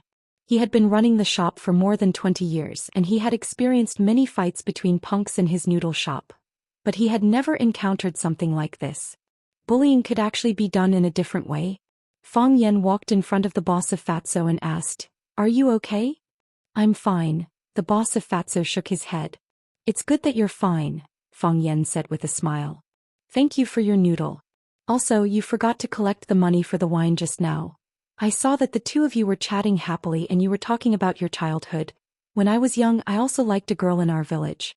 I went out to open a noodle shop to earn money, planning to return to the village to marry her when I had enough money. But when I returned, she was already married and had a baby. I didn't mean anything else, I just wanted to give you two a few bottles of wine," the boss of Fatso said with a nostalgic expression. "Just think of it as a memory for myself," Xianxia said. "I'll accept the wine," Xianxia said. "Please accept my gift as well, no need to be so polite. What do you want to give me?" the boss of Fatso asked. "Someone will come to see you tomorrow." The boss of Fatso's mouth twitched but he couldn't help but say, "Girl, it's not that I want to criticize you but you're so beautiful, you already have a lot more than a lot of people. You don't need to fabricate a noble background for yourself in my opinion, having a kind and honest heart is more noble than anything else." "You're right," Xianxia smiled and said. "My family will come to see you tomorrow." "Ah, that's more like it. Family is family, why do you have to say family? When you say family I immediately think of the 4 big families of the Republic of China. It's too unbelievable." Fang Yan and Xianxia said their goodbyes and left. They knew that the people following behind them would arrange a very comfortable place for Brother Hai. Fang Yan walked in front, Xianxia followed behind. The night was deep, the snow had stopped. The traffic on the road gradually lessened, the pedestrians were nowhere to be seen, the entire Yanjing city was quiet, as if it only belonged to the two of them. Everything was asleep, the prince and princess came to visit their people. "This boss is an interesting person," Fang Yan said with a smile. Opening a small noodle house, holding on to a small hope. After a busy day, drinking a cup of hot wine, eating a few peanuts, listening to a few old songs or a section of the 3 Kingdoms. It's not a waste of life. Xianxia walked 2 steps quickly, walking side by side with Fang Yan and said with a smile, "Mr. Fang, you're worried that I'll change his life, right? It doesn't have to be rich, sometimes a little happiness is also happiness, right?" Fang Yan said with a smile. "I know," Xianxia said. "In a situation where the enemy is strong and we are weak, he's still willing to stand in front of us. It proves that this person is righteous. After knowing your identity as a teacher, he obviously doesn't like you, but he still doesn't want others to hurt you. It proves that this person is responsible. Such a good person should have a good karma worthy of them. Besides, we drank the wine he gave for free, so we naturally have to give him a gift." Worried that this would make Fang Yan unhappy, Xianxia patiently explained and said, "If he's willing to keep this peace, he can refuse my kindness. But if he's willing to accept, I'm also happy to give him a better platform and opportunity. What do you think of this?" Fang Yan smiled bitterly and said, "Do you know that you can change someone's life with one word?" "No, it's us," Xianxia said happily. "It's us who change someone's life together. Mr. Fang, do we have a fight together today?" "Sort of," Fang Yan nodded and said. "That's really nice." Xianxia's eyebrows bloomed and said with a smile. Fang Yan was very helpless. What's there to be excited about? He used to fight with his friends. And he was often beaten by Yi Rou. Xianxia seemed to see through Fang Yan's thoughts and said, "This is indeed a trivial matter for you, but for me, it's my first fight with someone. The first time I met you, the first time I folded a paper airplane, the first time I smashed someone's head with a wine bottle. You see, a lot of things happened because of you. Of course, every time I experience it, it enriches my memory." You're not prone to violence, are you? Fang Yan said with a smile. Even if I am, I don't have a chance to do anything, Qin Tian said with a sigh. Indeed, if the young lady of the Qin family was not satisfied with a person, she was afraid that before she could do anything, all the hidden dangers would have been solved by someone else. She was noble, elegant, and polite. How could she be a fierce girl who smashed someone's head with a wine bottle? When she was very young, the family's housekeeper taught her to maintain etiquette when there were outsiders. Therefore she could only be so unscrupulous in front of Fang Yan. Qin Etian ran in front of Fang Yan, walked backward and looked into Fang Yan's eyes with shining eyes. Fang Yan, do you still remember what I said to you before you left? Which one? I said that I would repay you, Qin Etian said. I also said that I don't need it. I will be very angry when I see someone bullying you. If anyone hurts you, I'll skin him alive. Qin Etian's figure was delicate and her eyes were soft, but her tone was extremely fierce and firm. I don't want the wind to hurt your eyes. I don't want the snow to fall on your shoulders. I don't want anyone to touch a hair of yours. No one. I wanted to repay you before, but now I want to protect you. Chapter 384. I wanted to repay you before, but now I want to protect you. Why was he so touched when a young girl said she wanted to protect him? Qin Etian wasn't childish and she wasn't just saying it. She was really using her wisdom and ability and even her life to protect Fang Yan. In the Battle of Zhang Abyss, when Fang Yan was attacked by an expert from the armory, she used her body to help Fang Yan block the bullets. The plane had just landed and the elites sent by Jiang Junling wanted to take Fang Yan away. She was already prepared. At tonight's charity gala, she and Fang Yan had a tacit understanding, and Jiang Junling lost completely. Fang Yan even knew that she didn't show up at the gala from beginning to end because she didn't want to put too much pressure on him. She didn't want the Qin family to be hostile to him. If she stood up to support Fang Yan, completely broke off with the general, and brought the Qin family into an unknown and dangerous situation, how would the Qin family look at Fang Yan? She changed into casual clothes and waited at the entrance of the club like a girl next door. She accepted his invitation to walk all the streets and alleys to see the snow in the city, just because she hadn't seen him for a long time and she wanted to see him. He thought it was a fleeting encounter, but it was the navigation of her life that she couldn't forget. Qin Etian didn't wait for Fang Yan's objection and rejection. What did it have to do with her? She waved at Fang Yan and walked towards the side of the street next to the bushes. A black luxury car drove over and someone jumped out to open the door. Qin Etian bent over to get in the car and then the luxury car drove away. Fang Yan stood in the snow not feeling cold. Instead he felt an ambiguous feeling spread all over his body, making him feel indescribably comfortable and warm. It turned out that no matter men or women, old or young, they all had zero resistance to sweet talk. Turned out that it felt so good to be a sugar daddy. I wish someone would jump out and call me a gigolo right now, Fang Yan thought to himself. When Fang Yan came back to his senses, he found that there were no people in this world of ice and snow and there were no cars. He couldn't even stop a taxi. This put him in a difficult position. Just now, with Qin Etian accompanying him, he didn't feel tired no matter how far he walked. But now it was unacceptable for him to walk back alone to the Maple Leaf Club. Fang Yan suddenly felt that Qin Etian was a liar. He had promised not to let the wind hurt his eyes and not to let the snow fall on his shoulders.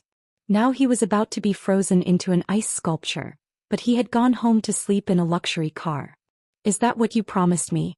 I'd rather believe that there are ghosts in the world than believe a woman's stupid mouth. Who said that? Fang Yan thought that it made sense. Fang Yan felt empty in his heart. He felt insulted. Since it was a liar, he should take away what he wanted to cheat. You waved your sleeves without taking away a cloud.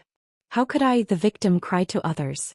When Fang Yan was worried, a black car silently leaned against him. The door opened and a middle-aged man wearing glasses came out. He looked Fang Yan up and down and asked, Fang Yan?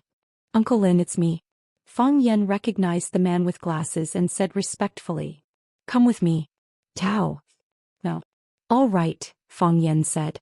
Fang Yan got into the car and Uncle Lin followed him and sat in the back seat. The door was closed and the car moved forward again. Fang Yan looked at Uncle Lin and said with a smile, Uncle Lin, long time no see. Uncle Lin's name was Lin Donghai. He came from Swallow Dock and was of the same generation as Fang Yan's father, Fang Yixing. Because of his outstanding talent, he was taken by Yi Daoling, one of the 3 tigers of the Yi family, to engage in economic research. It could be said that he was Yi Daoling's first assistant and absolute confidant. Lin Donghai came to find Fang Yan at this time because Yi Daoling was in a hurry to see him. This was also the reason why Fang Yan didn't hesitate to follow Lin Donghai into the car. Some things should probably be settled. But what Fang Yan didn't understand wasn't this progress a bit too fast? Was it because Swallow Dock's power didn't decrease? Or was it because others also wanted to use this opportunity to suppress those rich families' heads that were too high? There were some things that Fang Yan couldn't not think about seriously. The director wants to see you. Lin Donghai looked at Fang Yan and said expressionlessly. Perhaps it was because he dealt with numbers all day. Lin Donghai looked a bit strict and stiff. But Fang Yan knew from Yi Fengxing that Lin Donghai had always been deeply trusted by Yi Daoling. The main person in charge of Yi Daoling's promotion of the urban agricultural household financial income ratio adjustment was mainly Lin Donghai. People with ability should be respected by others. Fang Yan maintained the necessary respect and kindness to Lin Donghai. Seeing people from Swallow Dock outside, after all, he was more friendly than others. This was an innate regional feeling. Yi Daoling had a research room in the Yanhuang think tank under the jurisdiction of the national minister. He was the director of that research room. So when Lin Donghai said that the director wanted to see Fang Yan, it meant that Yi Daoling wanted to see Fang Yan. Isn't it too late? Fang Yan said with a smile. The director just finished reading a document. There is still some time before going to bed.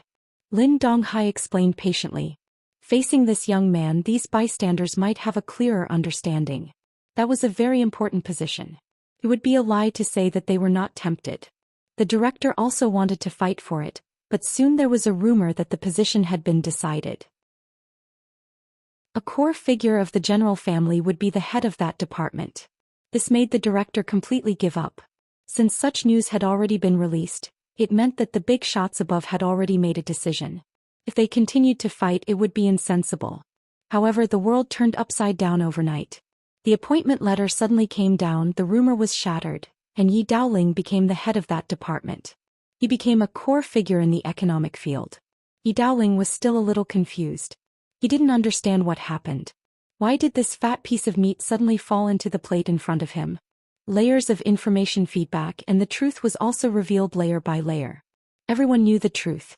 The reason why this appointment came so suddenly and so pleasantly was because a few kids had a fight in Yanjing. Yi Daoling wanted to see Fang Yan. He felt that he had to talk to Fang Yan.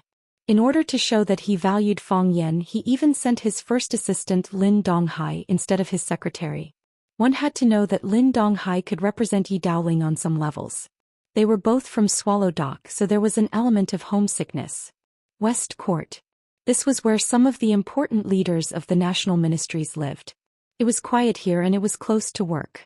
It only took a few minutes to walk from West Court to the State Council. The car stopped in front of a small building. The driver got off first and helped Fang Yan and Lin Donghai open the door. Lin Donghai made an inviting gesture, indicating that Fang Yan should enter first. Fang Yan pushed open the red door of the small courtyard and saw a middle-aged man in a white tang suit practicing boxing in the courtyard.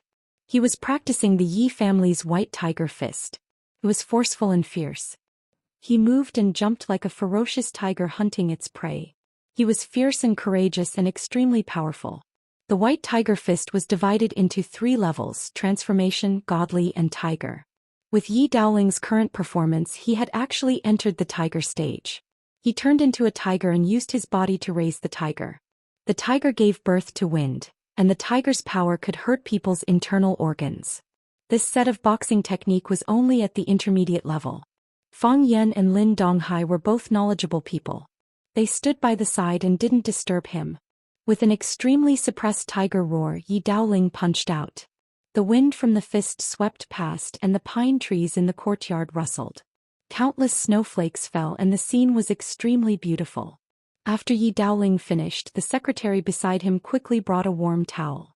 Yi Daoling took the towel and wiped the sweat from his forehead. He threw the towel into the secretary's hands and strode in front of Fang Yan, sizing him up with sharp eyes. Third uncle. Fang Yan respectfully greeted Yi Daoling. He and Yi Fengsheng called each other brothers, so he naturally had to call Yi Daoling the same way Yi Fengsheng called him. Feng Yan. Yi Daoling's face was long and narrow and his eyebrows were thick. His facial features were tight and angular, making his appearance look extremely aggressive. The Yi family was proud and good-looking. Everyone used the word peacock to describe the Yi family. Of course, Yi Fengsheng was an exception. Yi Daoling had the typical face of the Yi family. He wore a white tang suit and he gave off a carefree and unrestrained feeling. If one didn't know his identity, no one would think that he would be in a high position at such a young age. Many people think that I got lucky. Don't you think so too? Yi Daoling looked at Feng Yan and asked with a serious expression. Feng Yan's mind turned and he quickly analyzed the meaning of Yi Daoling's words. First, he must have gotten some kind of benefit or else no one would think that he got lucky. Second, because he got this benefit, he was pushed to the teeth of the storm and he even encountered the hostility of some forces.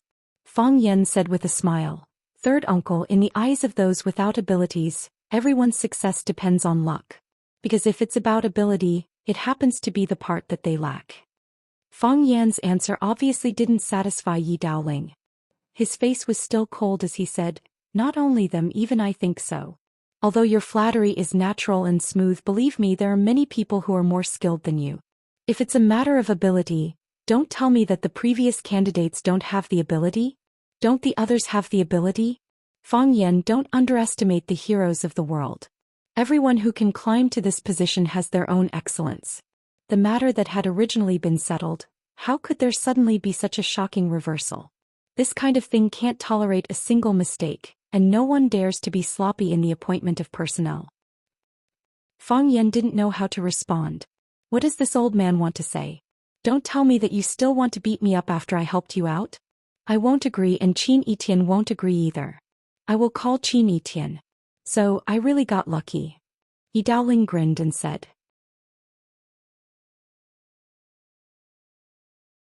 Chapter 385. Feng Yan had come into contact with many people from the Yi family. They were beautiful, arrogant, and serious. Apart from Yi Fengsheng, everyone else was upright and square. His impression of Yi Daoling was very vague because when he was young, Yi Daoling was already working outside. During festivals, Yi Daoling could only see him from afar when he drove back. The two of them had almost no interaction. He looked very mature and steady, but he didn't expect Yi Daoling to have such a teasing side. Just a moment ago he had a serious expression on his face that made people feel pressured. Suddenly he grinned and looked very proud. This was really cute. Yi Daoling was known as the most bad-tempered person in the Yi family. However, such a bad-tempered person was able to mix well in front of the Prime Minister. Naturally, he couldn't be judged by common sense. Feng Yan remembered the words, "Don't underestimate the heroes of the world." You said I got lucky? So what if I'm just a lucky bastard? Some people want to pick up shit but don't have the luck, Yi Daoling said casually. Lin Donghai frowned slightly. He knew that the walls had ears. Some words should be kept in the heart and not spoken out. However, he knew Yi Daoling's character. He dared to smash the table and cup in front of the Prime Minister. His persuasion was useless. You dare to think and speak. Third uncle is a real person. Feng Yan smoothly flattered him. He really wasn't convinced. Did someone really want to flatter him? You're a slippery kid. Yi Daoling walked over and put his arm around Feng Yan's shoulder and said, "Let's go in and have some tea. Let's have a good chat between uncle and nephew. I want to hear how you did it." The house was a classical structure with a lot of primary colored wood. The atmosphere in the tea room was very intimate. Feng Yan and Yi Daoling sat on the mahogany chairs with blankets. The secretary brought over the brewed tea. Yi Daoling waved his hand and said to the secretary, "Take it out. I don't want to drink this kind of crude tea today. No matter if it's a man or a woman from our swallow dock, all of us are good at the tea ceremony." He pointed to the tea-making tools in front of him and said to Feng Yan, "You've called me third uncle for so many years, but I've never drunk a bowl of tea you made. Come, I'll give you a chance today." Feng Yan smiled bitterly. He had no choice but to take the tea set and get busy. Feng Yan moved skillfully and quickly brought a cup of brewed black tea to Yi Daoling. Yi Daoling looked at the color of the soup and brought it to his nose to smell the fragrance. He said with emotion, "It's really not easy to drink a cup of good tea outside." Yi Daoling was in a high position. What kind of good tea could he not drink? However, if one wanted to drink good tea like the one from Swallow Dock, it would not be an easy task. It had nothing to do with the tea leaves, but with the person who made the tea. Perhaps Yi Daoling's assistant's ability was outstanding, but things like the way of tea depended on one's cultivation and one's talent. Not a single one could be omitted. If third uncle wants to drink tea, he often goes back to Swallow Dock. Fang Yan said with a smile. Every household in Swallow Dock is good at brewing tea. Not only good tea but also good wine.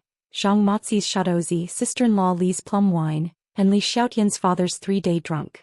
They are all excellent wines. Different types of wine have different taste. Coupled with different moods, it can make people intoxicated.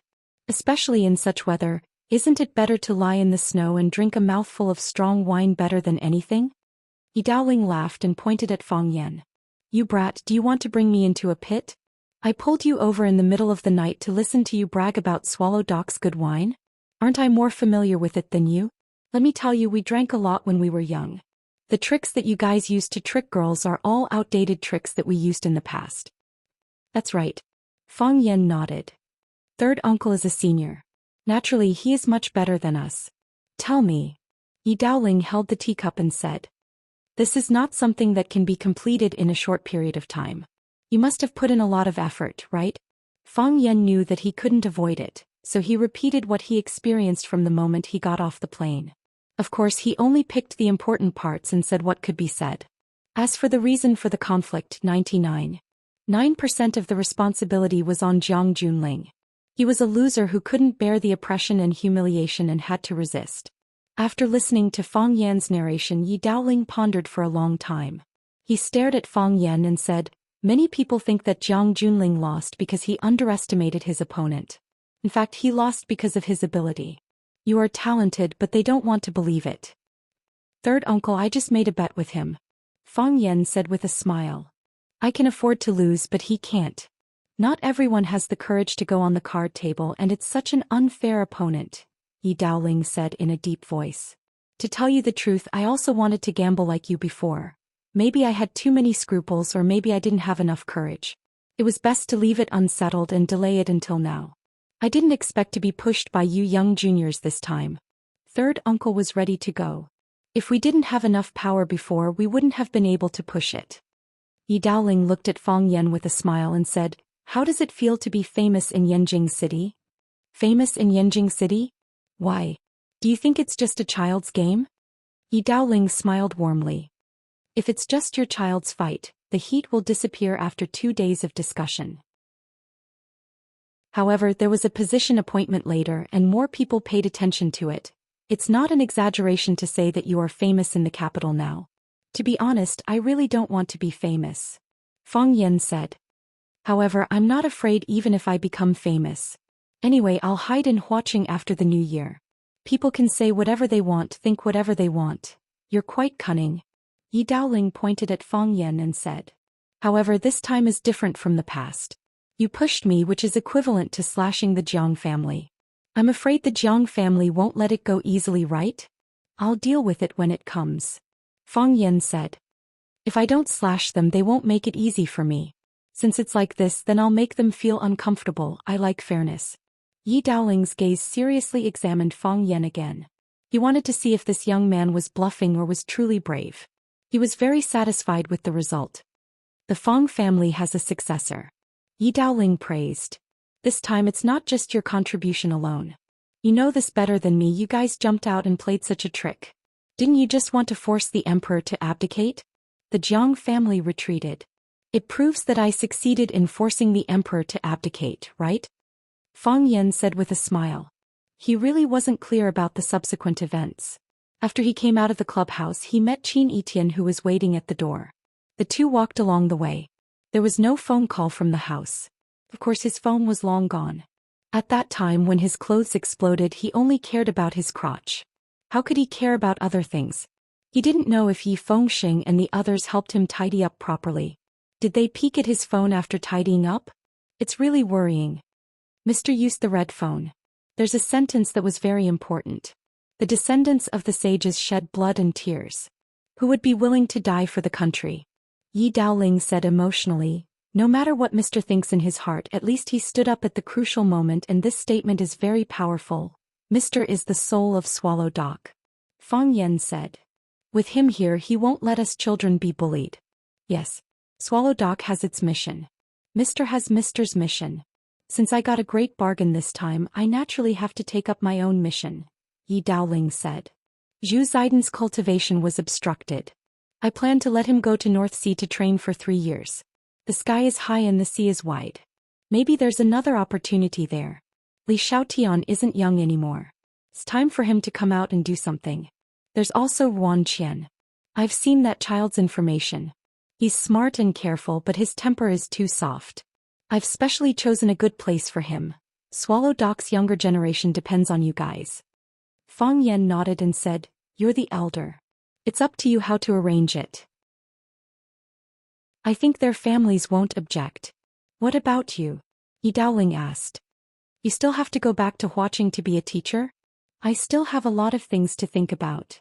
Fang Yen said. Maybe Huaqing is more suitable for me. Then go. Yi Daoling said. There's something you might or might not know. What is it? Fang Yen curiously asked. Your grandpa once came to our Yi family to propose marriage. He said he wanted to betroth our Tingwen to you, but I kicked him out. Yi Daoling said with an emotional expression. Tingwen is the child of our Yi family who has the highest chance of achieving extraordinary success in martial arts. She's the darling of our Yi family. How can we let your Fang family take advantage of her? We naturally won't agree. Then you agree now? Fang Yen asked. No. Yi Daoling said straightforwardly. Since you won't agree, why are you telling me this? Yi Daoling smiled maliciously and said, I'm afraid that you'll become arrogant and think that you can trick our little princess away just by helping me. That won't do, that's a different matter. I can't give Yi Ting to you. You can't have dreams. What if it comes true? Fang Yen waved his hand and said, Third uncle, what kind of person do you think I am? How can I have any ideas about Yi Tingwen? You also know that I've been beaten by her many times before. How can I marry her and get beaten every day? That's all Grandpa's random matchmaking. Yi Tingwen and I are impossible. Gah. The door was pushed open. A white-clothed girl stood at the entrance of the tea room. Chapter 386. White clothes, short hair, cold and aloof. Like a plum blossom in the snow, like an unsheathed sword. Her facial features looked extremely familiar. It was the Yi Rou that Fang Yen mentioned just now. Fang Yen didn't expect to see Yi Rou at this time and place. He couldn't help but grin. As he smiled, the smile on his face froze into a thick layer of frost. He thought of what he said just now. Although most of what he said was the truth, Yi Rou did beat him a lot in the past. Who likes to hear the truth these days? Does Fatso like to hear others say he's fat? Does a poor person like to hear others say he's poor? Does a writer like to hear others say he's pretentious? He doesn't like any of them. Fang Yen blinked his eyes and looked at Yi Rou standing at the door with a face full of amazement. He pretended to be confused and asked, Third uncle, is this your daughter? When I was young, I heard people say that only the Yi family in Swallow Dock looks the most beautiful. Even now, people still use the word peacock to describe the Yi family. One is that you are arrogant and the other is that you are beautiful. Although this lady isn't as beautiful as her sister, Yi Rou, and her temperament may be slightly inferior, it's best to use a poem to describe her. Her charming eyes shyly close and her red lips open in a smile. The wind sweeps the grape belt, the sunlight pomegranate skirt. Hibiscus out of clear water, nature goes to carve. Looking back and smiling, all the beauties of Swallow Dock lose their color. Fang Yen looked at Yi Daoling with a face full of sincerity and said, Third uncle, Yi Rou is a rare genius of the Yi family in 100 years. She's also the leader of the younger generation of our Swallow Dock. It's not an exaggeration to describe her as the family's treasure or the country's treasure. I naturally don't deserve such a girl. I don't even deserve to carry her shoes. I know this very well. But this girl, I fell in love at first sight. My heart is also beating like crazy. Third uncle, if you don't believe me, you can touch me. You can see it even without touching. Don't you think my face is a bit flushed right now? Third uncle, please help me fulfill my wish and give me this girl's name and phone number. Fang Yen. Yi Rou interrupted Fang Yen. Fang Yen widened his eyes at Yi Rou and said, Girl, you know me? Yi Rou stood at the door and expressionlessly looked at Fang Yan and said, "Didn't you always want to know the power of the Tao querying realm? I only told your sister Yi Rou. I happen to have a little time now. I have of time. Of the road of King of Yen of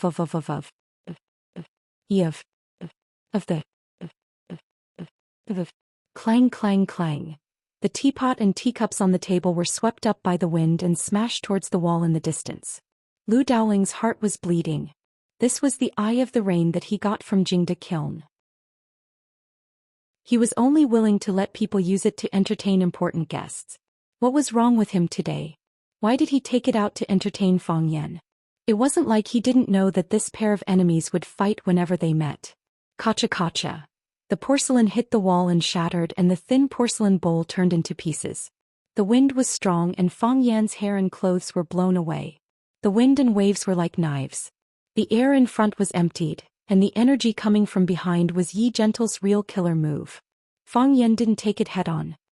He slapped the mahogany seat beneath him with both hands and flew through the window towards the courtyard.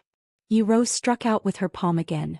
Instead of falling, she rose up and rushed out of the courtyard. Bang bang bang. Ah ah ah ah.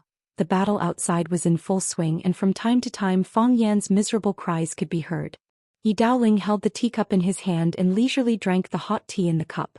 After drinking the dark red tea, his gaze fell back to the broken tiles on the ground. He couldn't help but take a deep breath and felt his teeth hurt. A good horse with a good saddle, a good teapot with a good cup. Yi Daoling sighed softly. The teapot is broken and this is the only surviving teacup. It's an awkward situation. What a pity. 10 minutes later the sound of fighting outside stopped. Yi Daoling got up and walked into the courtyard. Yi Rou was nowhere to be seen and only Fang Yan was lying miserably in the snow. Yi Daoling squatted in front of Fang Yan and asked with a smile, "I heard that your heart of Tai Chi broke through again. What level are you at now?" The heart of Tai Chi is a new thing. No one has gone through it and you have to figure it out yourself.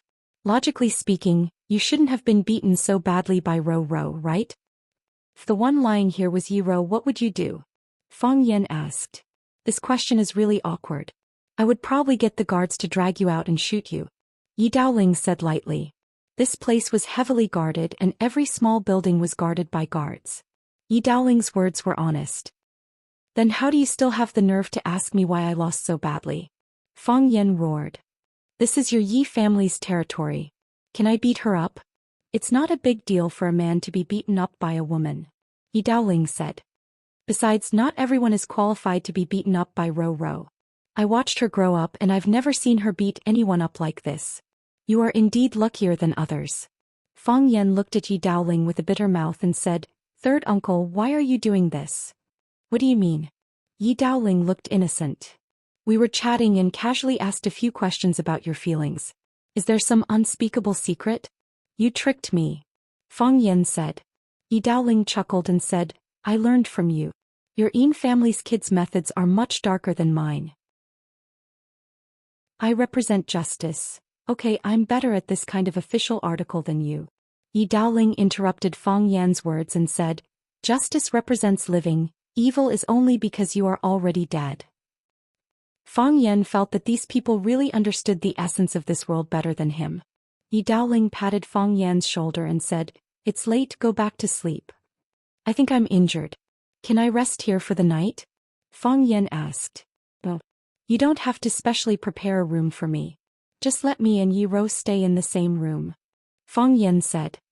Don't treat me as a guest. Yi Rou can give me the bed. She can sleep on the floor. Dong Hai, see the guest out. Third uncle. Yi Daoling was too lazy to pay attention to this guy and returned to the living room. Lin Dong Hai stood next to Fang Yan and looked at Fang Yan, who was lying in the snow and refused to get up. He said, Fang Yan, I'll send you back. I'm asleep. Fang Yan closed his eyes and said. As soon as he finished speaking, there was a loud snore. Lin Dong Hai looked into the room. Yi Daoling was so angry that he almost dropped the only teacup in his hand. He pointed at Fang Yan in the snow and said, This guy, he is the best spouse you chose for yourself? Does he look like a young hero at all? Does he look like a Tai Chi grandmaster? He is simply a scoundrel. Yi Rou said lightly. She had a clearer understanding of Fang Yan than anyone else, or rather she had a clearer understanding of him than everyone else. Some people said that he watched Fang Yan grow up. Only Yi Rou was qualified to say that she beat him up. Yi Daoling looked at Yi Rou in surprise and said, "When that old fox Fang Yan went to the Yi family to challenge them, I knew he was up to no good. But his words were too harsh. You guys were tricked into accepting the challenge and I didn't say much. A challenge is a challenge. Who has the Yi family been afraid of? But what I don't understand is that one challenge is enough. Winning once is equivalent to winning for a lifetime. Why do you keep being tricked year after year and constantly accept their challenges? After that, I heard that you left watching for this kid.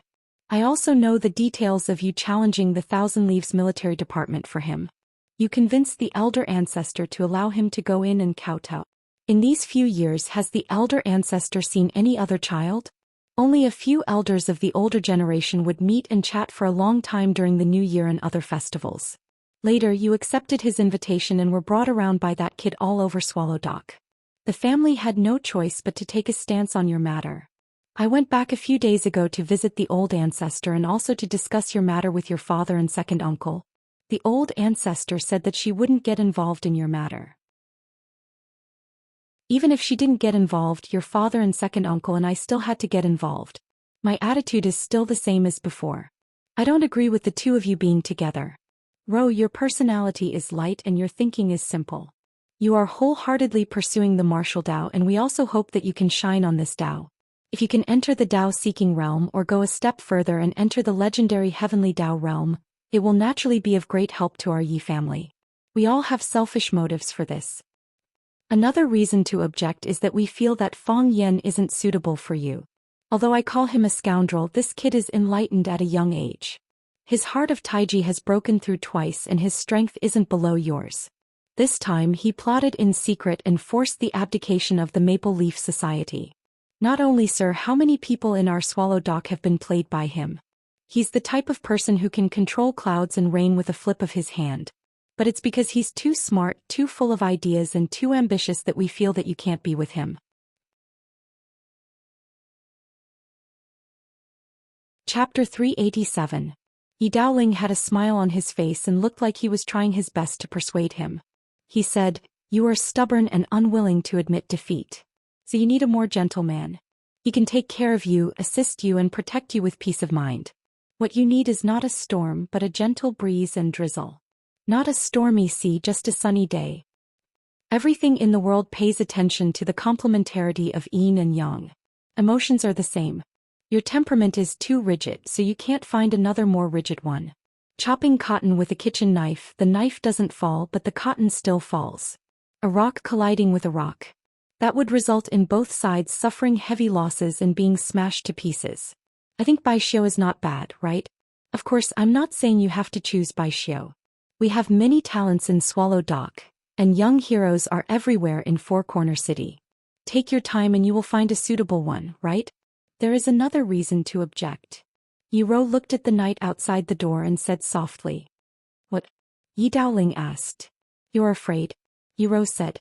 Yi Daoling smiled and said, "What are we afraid of? What do we have to be afraid of? Fang Yan is not bad. His performance this time is amazing, but it's not enough for us to be afraid of him. If you are old and no one in the younger generation of Yi family can surpass Fang Yan, are you not afraid? No one in the younger generation of Yi family can surpass Fang Yan, and I'm married to Fang Yan. Are you not afraid? At that time, will Yi family or Fang family be the leader? At that time, can Yi family still maintain the power of the number one family in Swallow Dock? This is the most important reason to object." Yi Rou said. Yi Daoling sighed softly and said, "This kind of thing needs to be honest. We all know you are smart and you did do this in the past. But in the end I can't say it. Your father, your second uncle and I are over 100 years old, and we still have to worry about the development of a child. It's really embarrassing and shameful. But what you said is indeed what we are most worried about." Yi Daoling was slightly annoyed that his thoughts were exposed by Yi Wenrou, but he didn't hide it anymore. If Fang Yan was just an outstanding youth from Swallow Dock, we wouldn't have to worry about this. As the seniors of Swallow Dock and Fang Yan's elders, we are happy to see more outstanding youngsters rise to prominence. We still have this breadth of mind. Otherwise, your father wouldn't have stood up at Swallow Dock to help Fang Yen force her to abdicate. However, we saw the difference in your attitude towards Fang Yen and your feelings towards Fang Yen. If Fang Yen becomes a member of the Yi family, or rather you become a member of the Fang family, the Yi family and the Fang family will be even closer, even becoming relatives who will advance and retreat together. We have no choice but to consider these questions. Although Yi Fengxing is talented, that is only in terms of martial arts. Yi Fengxing and the others are smart, but they have never been outstanding in terms of martial arts. Yi Zixin and Yi Ziming are also good young people, but they are still lacking compared to Yi Fengxing and Yi Fengxing.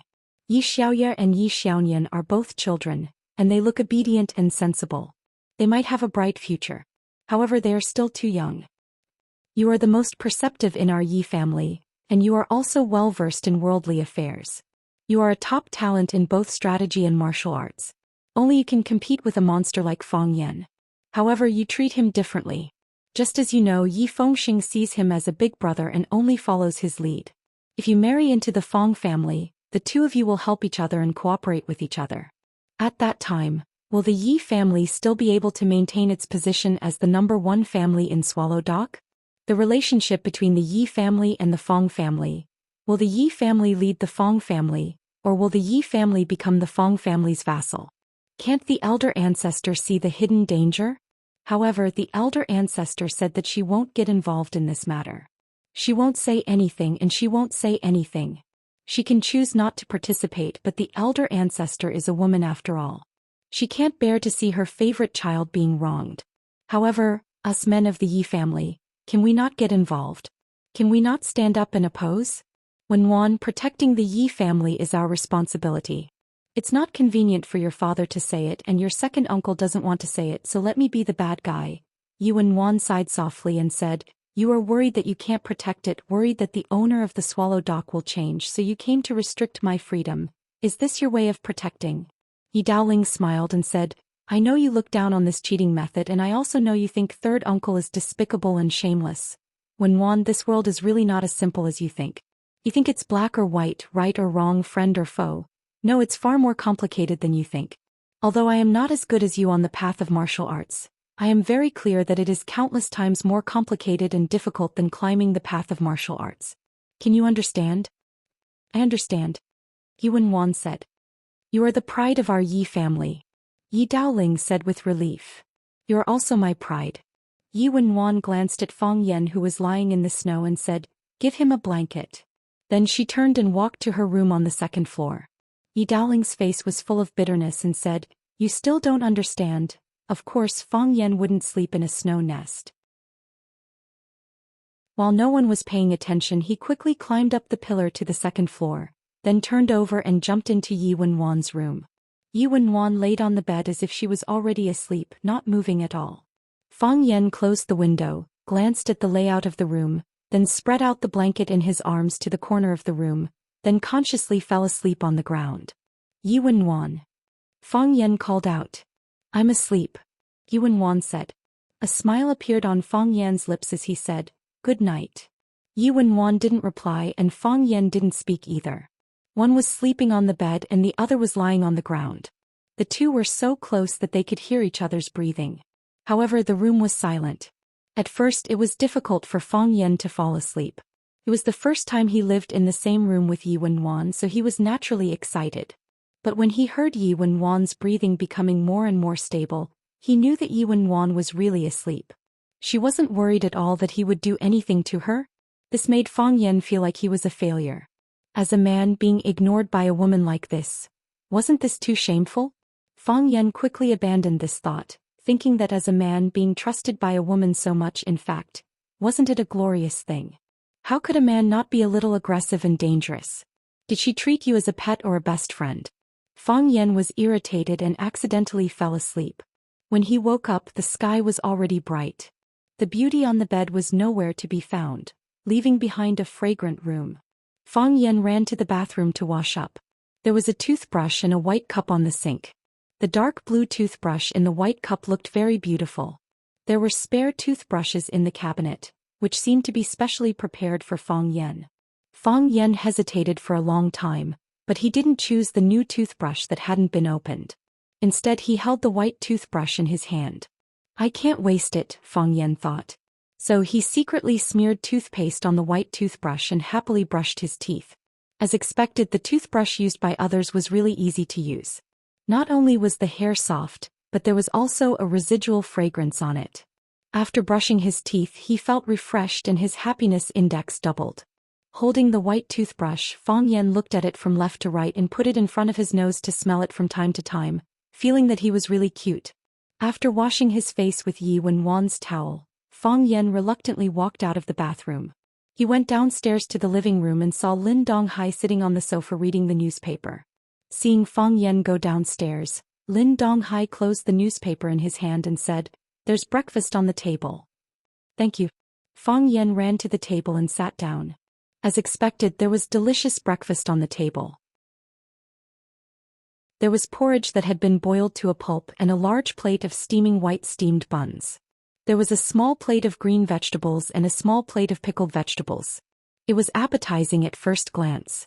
While eating the porridge, Fang Yan asked, "Where's third uncle?" The director went to work. "Where's Yi Wenwan?" "Miss Yi went out early in the morning." "Where did she go?" "I don't know." Fang Yan didn't get any reliable information from Lin Donghai, so he buried his head in the food. After eating, he called Yi Fengxing and asked where they were now. After knowing that they didn't go back that night and directly stayed in the hotel below Maple Leaf Club, Fang Yan asked Lin Donghai for a car and rushed to Maple Leaf Club. While sitting in the car, Fang Yan sent a message to Yi Ro and asked, "Where are you?" In the past, Fang Yan didn't have Yi Ro's phone number at all. Of course, even if he had, he didn't dare to call. After coming back this time, the relationship between the two improved greatly. A few days ago, they often took a walk around Swallow Dock, so Fang Yan took the opportunity to get Yi Ro's phone number. Of course, Yi Ro just didn't use her phone often. "On the way," Yi Ro replied. "On the way where?" "Swallow Dock." "I'll go back later," Fang Yan said. Yi Ro didn't respond.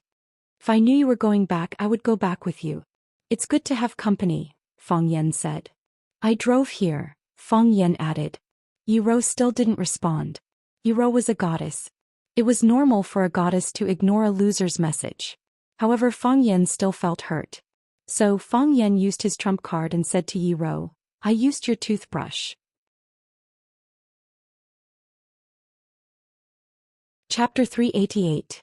Fang Yan waited for a long time, but he still didn't receive any response from Yi Ro. This was the phone Fang Yan asked Lin Donghai for so that he could contact Yi Fengxing and the others. Even the SIM card was prepared by Lin Donghai. Fang Yan called the customer service number of the mobile company and found that there were still hundreds of yuan in the card. There shouldn't be a problem of not receiving information because of arrears. That was, Yi Ro was not willing to respond. Fang Yan felt very strange. According to Yi Ro's character, she shouldn't keep silent when encountering such a thing. If she didn't explode in silence, she would perish in silence. Yi Ro couldn't perish, so there was only one truth. Fang Yan suddenly began to miss watching. Fang Yan met Yi Fengxing and the others in the hall on the first floor of the Maple Leaf Club. Qin Yanqing was a civil servant, so she got up early and went to work. Wang Kaixian was also called back by his family. After what happened last night, his family was naturally worried. There were some things that needed to be clarified. They had offended such a powerful family, so they had to think about how to solve the problem. Li Xiaotian was taken away by his brother Li Xiaolong. Only Yi Fengxing, Zhu Zaidan and Wan Jing accompanied Fang Yan back to Swallow Dock. They first asked the club to send a car to Nanshan restaurant where they had dinner last night. Their cars were all parked there, so they had to drive back. Fang Yan's pants exploded and his phone and wallet were put away by Yi Fengxing. Yi Fengxing asked Fang Yan where he went last night. They didn't have his phone number, so they couldn't find him. They were worried that he would come back for them, so they stayed in the hotel under the Maple Leaf Club.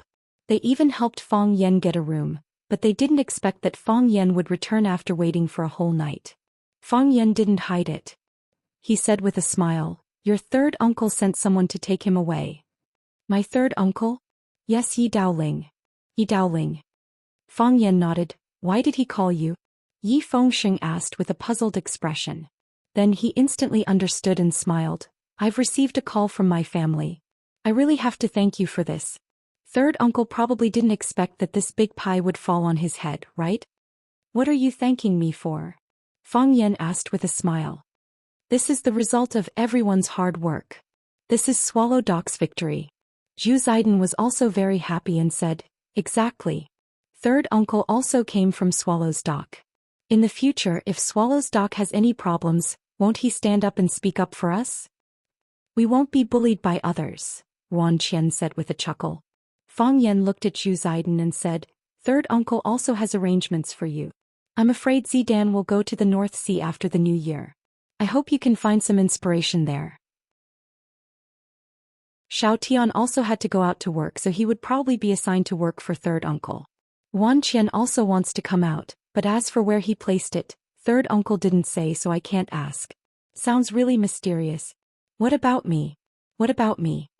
Yi Fengxing looked expectantly at Fang Yan and asked, Did third uncle say where I'm going? No. Fang Yan shook his head. You all have arrangements, why don't I? Yi Fengxing said angrily. The young people of Swallow's Dock had all gone out to do their own things. Only he stayed in the village with a group of old people and children. How could he stand it? Which young person didn't want to go out and explore? Which young person didn't want to see the outside world? Fang Yan knew that Yi Fengxing especially envied those soldiers who could go to the battlefield. He really wanted to fight on the battlefield. However, the Yi clan obviously had no intention of letting him go. Fang Yan patted his shoulder and said, Don't worry. The next time we meet we'll go talk to third uncle. You should go out and see. Staying in Swallow's Dock all the time is not good for martial arts. Exactly. You have to help me talk to him. Yi Fengxing seemed to have grabbed onto a life-saving straw. Before your Tai Chi heart was almost dead. It was only after you went to Flower City that it was revived and had a second breakthrough. You can use yourself as an example. Third uncle will definitely agree. I'll try, Fang Yan said. I heard that my sister also came to Yanjing. You didn't see her? Yi Fengxing looked at Fang Yan and asked. I saw her, Fang Yan said. Hee, I knew you would definitely see her, Yi Fengxing said with a smile. Then he suddenly looked at Fang Yan with a shocked expression and said, My mom called me today and said that cousin didn't go back last night. You didn't come to find us either. You two didn't go to a hotel to get a room, did you? How is that possible? Fang Yan said impatiently. Third uncle's house has a room. Do we still need to go to a hotel? You and my sister both slept at third uncle's house? Yes.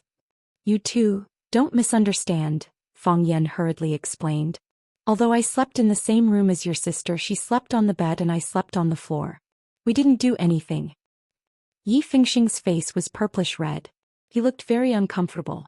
It was unknown if he was angry at the news that Fang Yan slept with his sister Yi Ro or excited to hear this secret. Either way, his expression didn't look right. Even Zhu Xian and Wan Qian were shocked when they heard the news.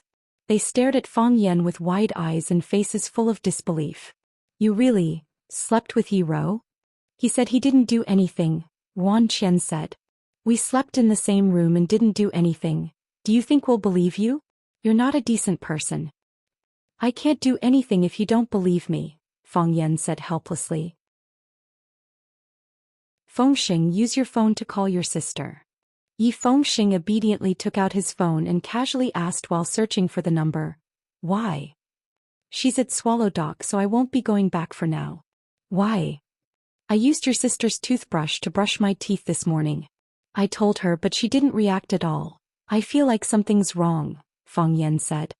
Zhu Xian sneered and said, If I were you, I wouldn't go back either. I'll never return to Swallow Dock. Wan Qian looked at Fang Yan with a face full of sympathy and said, I'll immediately get someone to buy you a plane ticket back to Huaqing. You should hurry up and leave. Even if you used her toothbrush, there's no need to tell her. Aren't you digging your own grave? Yi Fengxing finally woke up from his state of shock and looked at Fang Yan and said, My sister is a neat freak. When I was young, I carried her cat and she washed the cat several times. I used her toothbrush, not the other way around, Fang Yan explained. I'm not a neat freak. When Fang Yan drove home, his mother Lu Wan quickly came up to him. She looked at Fang Yan worriedly and said, Your grandpa wants to see you. He's asked a few times. He wants you to see him immediately when you come back. Fang Yan, are you all right? Don't worry, Fang Yan smiled and said. I'll be fine. Where's my dad? He went to Yanjing to attend a pen meeting, Lu Wan said. Recently he's been preparing for an art exhibition with a group of art friends, so he's been very busy these few days. As long as he likes it, let him be, Fang Yan smiled and said. Lu Wan nodded and said, I've never stopped him. He can do whatever he likes. Fang Yan put his arm around his mother's shoulder and pushed her into the house, saying, I'm going to talk to Grandpa. Go, Lu Wan said. Don't make your grandpa angry. If you do something wrong, you have to admit it immediately. Mom, I know, Fang Yan said with a smile and said. Fang Yan walked into the backyard and heard the sound of chess being played in his grandpa's room. Fang Yan pushed the door and entered the room. Fang Yingying and Fang Haohen were playing chess with their grandpa. Fang Yingying wanted to move the horse, but Fang Haohen stopped him and said that the horse would be bombarded after 3 steps. Fang Yingying didn't believe it. The two couldn't come to an agreement and they almost fought. Fang Yan's grandpa Fang Hui was lying on the chair and watching with a smile. He didn't urge them and waited for the two to come to a conclusion. Seeing Fang Yan come in, Fang Yingying immediately complained and said, Junior Marshal Uncle, come and see, should we move the horse? Fang Yan glanced at the chess game and slapped Fang Yingying's head, saying, Move the horse and you will die. Fang Haohen said with a proud face, I told you, move the horse and you will die after 3 steps. Fang Yan slapped Fang Haohen's head again and said, 3 steps? 2 steps and you will die. You are also a fool. Fang Yan drove Fang Yingying and Fang Haohen out of the room and took their place to play chess with his grandpa. He said, Those 2 stinky chess pieces are no match for you. You have wronged them. Those 2 children are filial. They are worried that an old man like me would be bored lying in the room, so they came to accompany me to pass the time. Watching them fight and make fun of each other makes me feel happy. Fang Yan nodded and said, As long as you are happy. Fang Hui looked at Fang Yan and said, Have you vented your anger? I have vented my anger. Isn't this like making wedding clothes for others? You can't say that. Although it seems that the Yi family benefited the most from this incident, the entire Swallow Dock will also benefit from it. The Yi family got such a big advantage, shouldn't they show something? Fang Yan explained with a smile. That's true. Yi Daoling is capable and ambitious, but he is a bit narrow-minded. He thinks too highly of the Yi family's territory. In terms of looking at the big picture, he is not as far-sighted as you. Fang Hui was not stingy with his praise for his grandson. It doesn't matter, let them have it easy. Just take it as the first betrothal gift from the Fang family to the Yi family. Chapter 389. The heavy snow stopped. The warm sunlight painted the white snow in the courtyard with a layer of gold. The smooth white snow sparkled in Fang Yan's eyes. He woke up without illness or pain. It was another beautiful day. The villagers of Swallow Fort all had the habit of planting plum trees. As a group of experts who lived in seclusion, it was as if they would lose face if they didn't plant a few plum trees or drink a few jeans of strong wine. Of course, there were also plum trees planted in the Fang family's courtyard. Fang Yan opened the window. A cool breeze blew in his face, followed by the fragrance of plum blossoms. Suddenly, a sweet fragrance wafted in the night, scattering the fragrance of heaven and earth, cleaning up the essence, leaving only the bones for people to see. Fang Yan sang with emotion. He felt like he was the plum blossoms that scattered the fragrance of heaven and earth. The red and yellow flowers trembled in the wind and snow, but silently sent a delicate fragrance to the house. This kind of character, this kind of strength of character, how was it different from what he did? For some reason Fang Yan felt that the plum trees were very pitiful.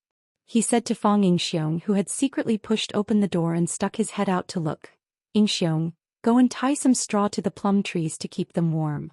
Fang Yingying grinned and said, Junior Marshal Uncle, are you starting to feel sad again? That sad wind and autumn. What sad wind and autumn? What sad wind and cold? Fang Yan said unhappily. I told you and Hero to read more books, but you two just don't listen. Yes, that's what I mean. Fang Yingying nodded shamelessly and said, Junior Marshal Uncle, but this time you really think too much. Because plum trees are cold-resistant crops, they are not afraid of the cold. How do you know they are not afraid of the cold? Fang Yan turned and stared at Fang Yingying and asked, Are you that plum tree? Do you know how they feel? Fang Yingying opened his mouth and wanted to retort, How do you know it is afraid of the cold? Are you a plum tree? However, he knew that the consequences would be very serious. In the end, he swallowed back the words he wanted to say and said, I'll go and dress them. Dress them up in an ambiguous way. Junior Marshal Uncle, my mother wants you to have breakfast in the living room. Fang Yingying turned around and ran out. Fang Yan admired the plum blossoms for a while before returning to the bathroom to wash up. She took the toothbrush from the cup and was about to brush her teeth when she suddenly remembered something. He ran into the room and took out a white transparent toothbrush box. Inside the box was a dark blue toothbrush. This was something he borrowed from Yi Daoling's house. Anyway, no one would use what he had used. With the mentality that wasting was shameful, he packed this toothbrush and brought it home. He squeezed some toothpaste onto his toothbrush and brushed his teeth again. After brushing his teeth, there was not only the taste of mint in his mouth, but also a faint fragrance. This kind of toothbrush is really a treasure. Fang Yan kissed the handle of the toothbrush and then put it into the cup. Instead, he threw the toothbrush he used before into the trash can. Who told it not to have a natural body fragrance? When Fang Yan was washing his face, the phone in the room rang. Fang Yan wiped his hands and walked outside. He turned on the phone and found that it was a message from Yi Rou. He opened the message with excitement. There were only 4 words and a question mark. Did you brush your teeth? Yes.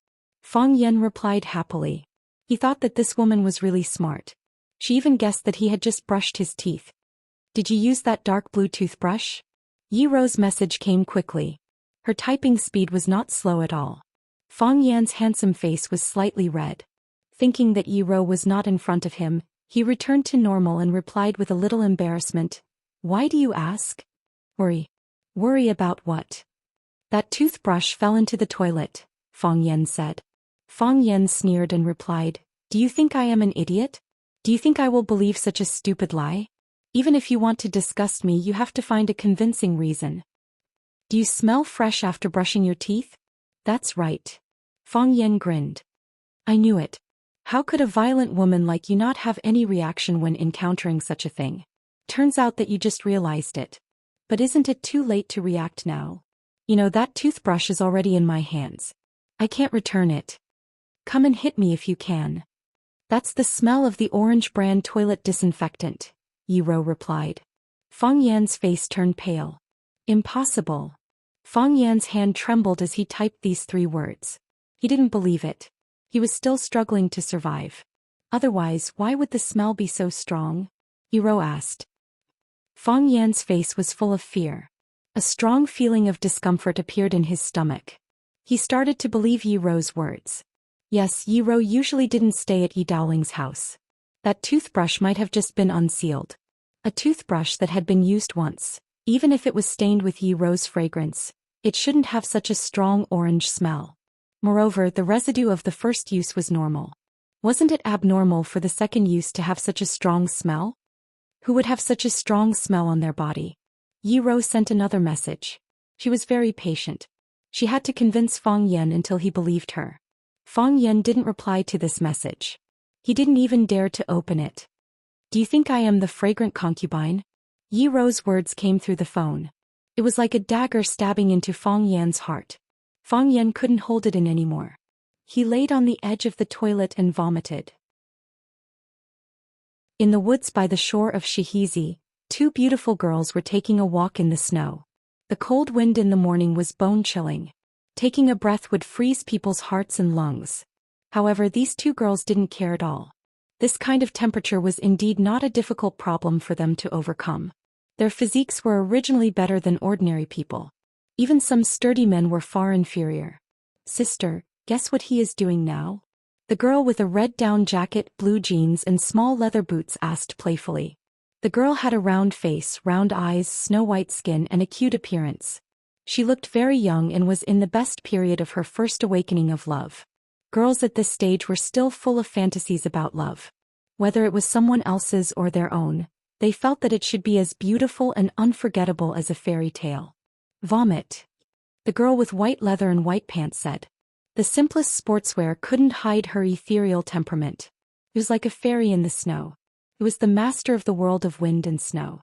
The girl in red giggled and said, Sister, you are so bad. You took revenge on him like this. I'm afraid he won't have the appetite to eat breakfast today. Not only this morning but also this afternoon and tonight.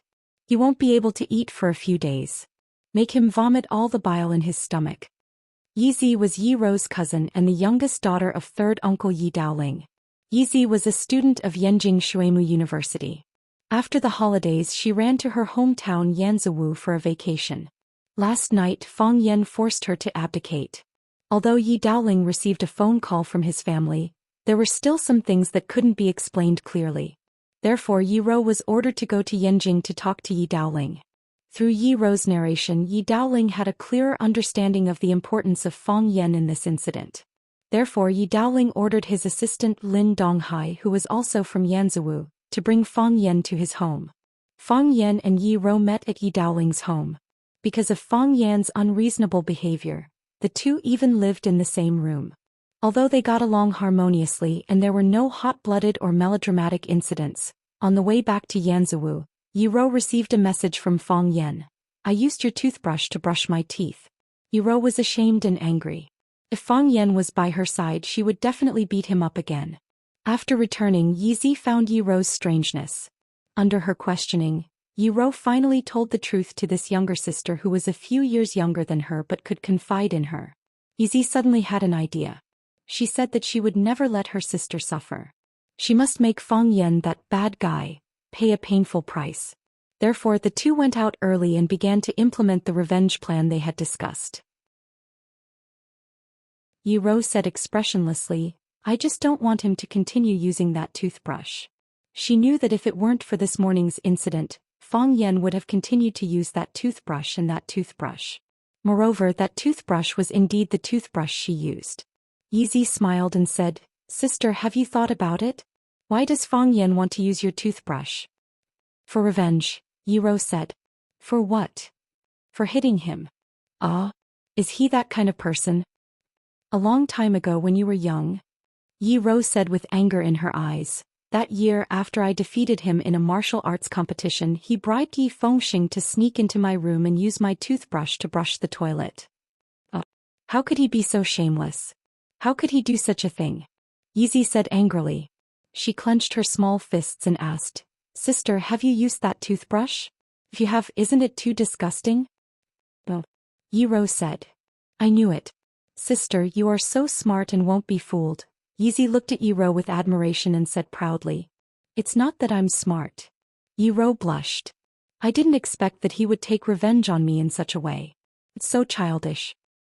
Then why? Yizi looked puzzled. As someone told me. Yi Rou said. Chapter 390. The informant must be Yi Fengxing, right? He still has some conscience. He is a member of our Yi family but he always likes to help outsiders. Yizi was obviously very dissatisfied with Yi Fengxing's usual behavior and criticized him. Not Yi Fengxing, Yi Rou said. Yi Fengxing was also deceived by him that time. Then who told you? Yizi was full of curiosity. Although she was also from Swallow Dock, she was taken to Yanjing by her parents to study when she was a child. She would only come back during the winter and summer vacations or on some free Sundays. She didn't spend much time in Swallow Dock, but she knew that Fang Yan's friends were all loyal to him. This was especially true for their Hua Mei men's team member who made people laugh their heads off. I promised them I wouldn't tell anyone, Yi Rou said. Sister. Yizi took Yi Rou's arm and acted like a spoiled child. Can you tell me in secret? Tell me in secret. I won't tell anyone anyway. You know I've always been on your side. Even if I tell you it will still be said. Yi Rou shook her head. Humph, you're not loyal, Yizi said discontentedly. She walked quickly alone for a while, and the trace of unhappiness in her heart disappeared.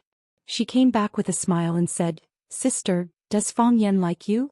Yi Rou glanced at Yizi and didn't answer the question. He must like you, Yizi said. If he doesn't like you, why would he brush his teeth with your toothbrush? Think about it, how disgusting it is to use someone else's toothbrush. You will only feel sweet if you use the toothbrush of the person you like.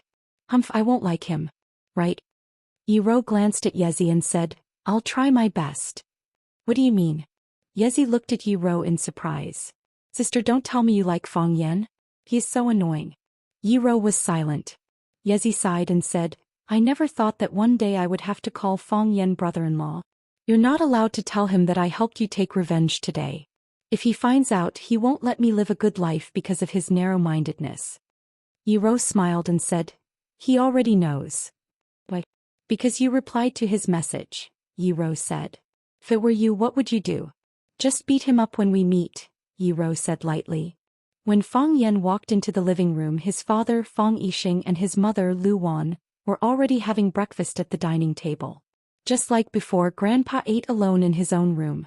When Lu Wan was about to ask Fong Yen to eat, she saw that Fong Yan's face was pale, his pupils were dilated, and even his hair was a little messy today. She hurriedly asked, Fong Yen, what's wrong with you? Are you feeling unwell? I'm fine. Fong Yen waved his hand and sat down on the chair. Did you catch a cold? If you don't feel well, you can eat something before going back to sleep.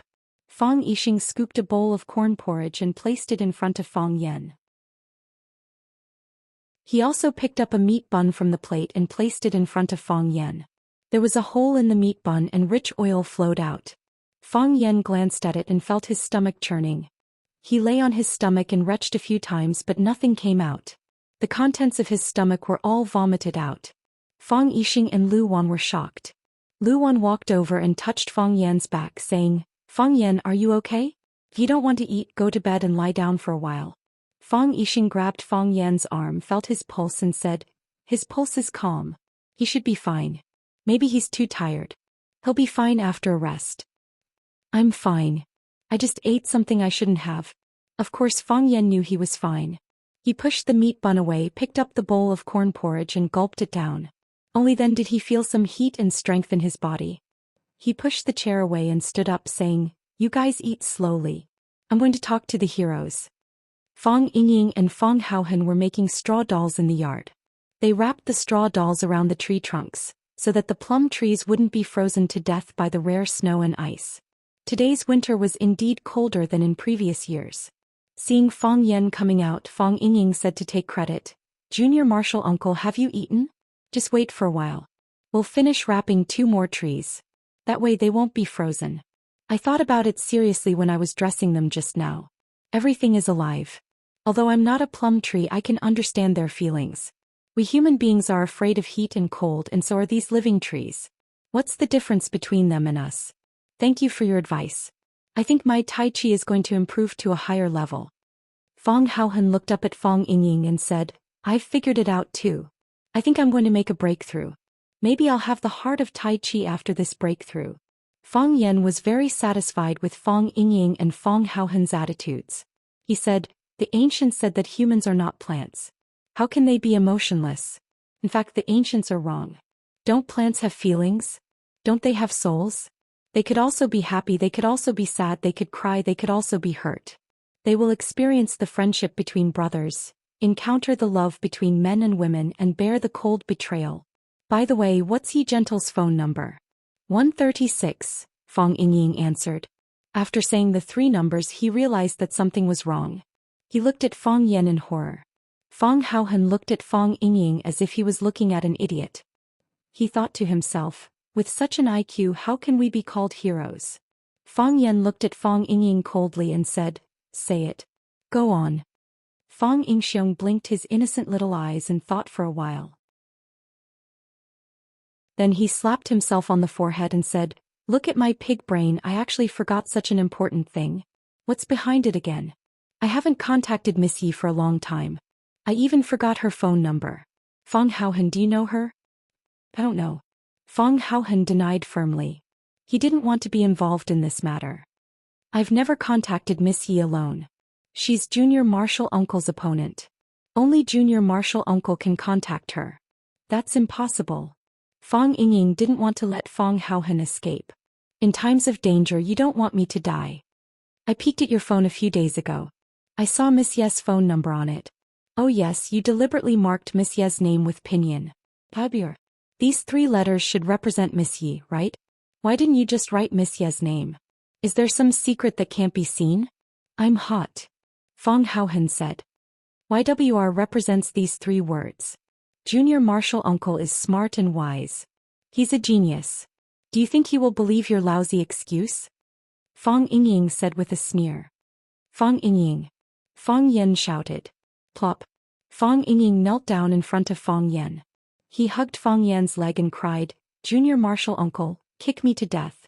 Kick me to death. I didn't want it. I didn't want to betray you. I've been regretting it ever since I did it. I couldn't eat well. I couldn't sleep well. I couldn't even wrap the plum tree's foreskin properly. I was sad and blamed myself. Junior Marshal Uncle, kick me to death. If this can make you feel better, I'll die without regrets. You want me to kick you to death? Fang Yen stared at Fang Yingying's funny fat face coldly and said, Then let go of your stinky hand first. This fatso was too hypocritical. He shouted for others to kick him to death. But his hands were hugging Fang Yan's legs tightly. How could others kick him? Junior Marshal Uncle, I didn't think that woman was so sinister. I was used by her. Fang Yingxiong cried with tears and snot on his face. You also know that no girl has ever liked me since I was young. They would laugh when they saw me. They thought I was chubby and funny, but they were never willing to play with me. I'm a failure. I'm very pitiful. I have no experience with women. I don't understand their evil thoughts. I don't understand their methods of harming people. Junior Marshal Uncle, I don't want to live anymore. I really don't want to live anymore. I'm already so old. I still have my first love and first kiss. Tell me, what's the point of living like this? Hearing Fang Yingying's confession, Fang Haohun couldn't help but feel sad. With red eyes, he sat down in the snow and said in a hoarse voice, If there is a Yu, how can there be a Liang? If there is a Junior Marshal Uncle, how can there be a hero? We are excellent, but Junior Marshal Uncle is more excellent. All the girls in Swallow Dock like Junior Marshal Uncle. Our lives can only be so bitter. Even Fang Yen felt that he was being too cruel after they teamed up to do such a thing. I'm just a little more handsome. Is that wrong? Is that wrong? Hey. Fang Yen patted Fang Yingying's shoulder and said, You just need to be honest. Tell me, did you send a message to Yi Ro this morning? I said you can't hit me? Of course. Fang Yen said. Really? When did I lie to you? You used to lie to me. I didn't lie to you this time. I really didn't lie to you, Fang Yen said awkwardly. I'm touched by you too. I feel sorry for you too. I received a message from Miss Yi when I was practicing my stance this morning. I thought she wanted to take me out for a walk. My heart was beating fast. I didn't know if I should accept or refuse. If I accepted, I felt sorry for you. If I refused, I was afraid that I would hurt Miss Ye's love. Forget it. You don't have to say it. I understand. Fang Yen felt it was too hard to talk to Fatso. Then he pressed down on Fang Yingying's head and punched him again and again. He had to admit that Yi Ro's way of doing things was sometimes simple and useful.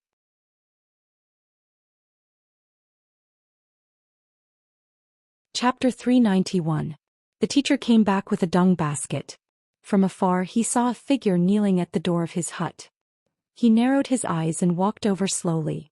He poured the pig dung in the basket into the cesspool in the backyard and put the basket in the corner outside the hut. Then he took out a bunch of keys from his pocket and prepared to open the lock. Sir, I was wrong. Fang Yen straightened his body and said in a deep voice. The teacher was deaf and didn't hear Fang Yen's words. He opened the copper lock and pushed the door straight into the hut. He took off his sheepskin coat and hung it on the wall. Then he used an aluminum basin from the kettle on the stove to wash his face and hands.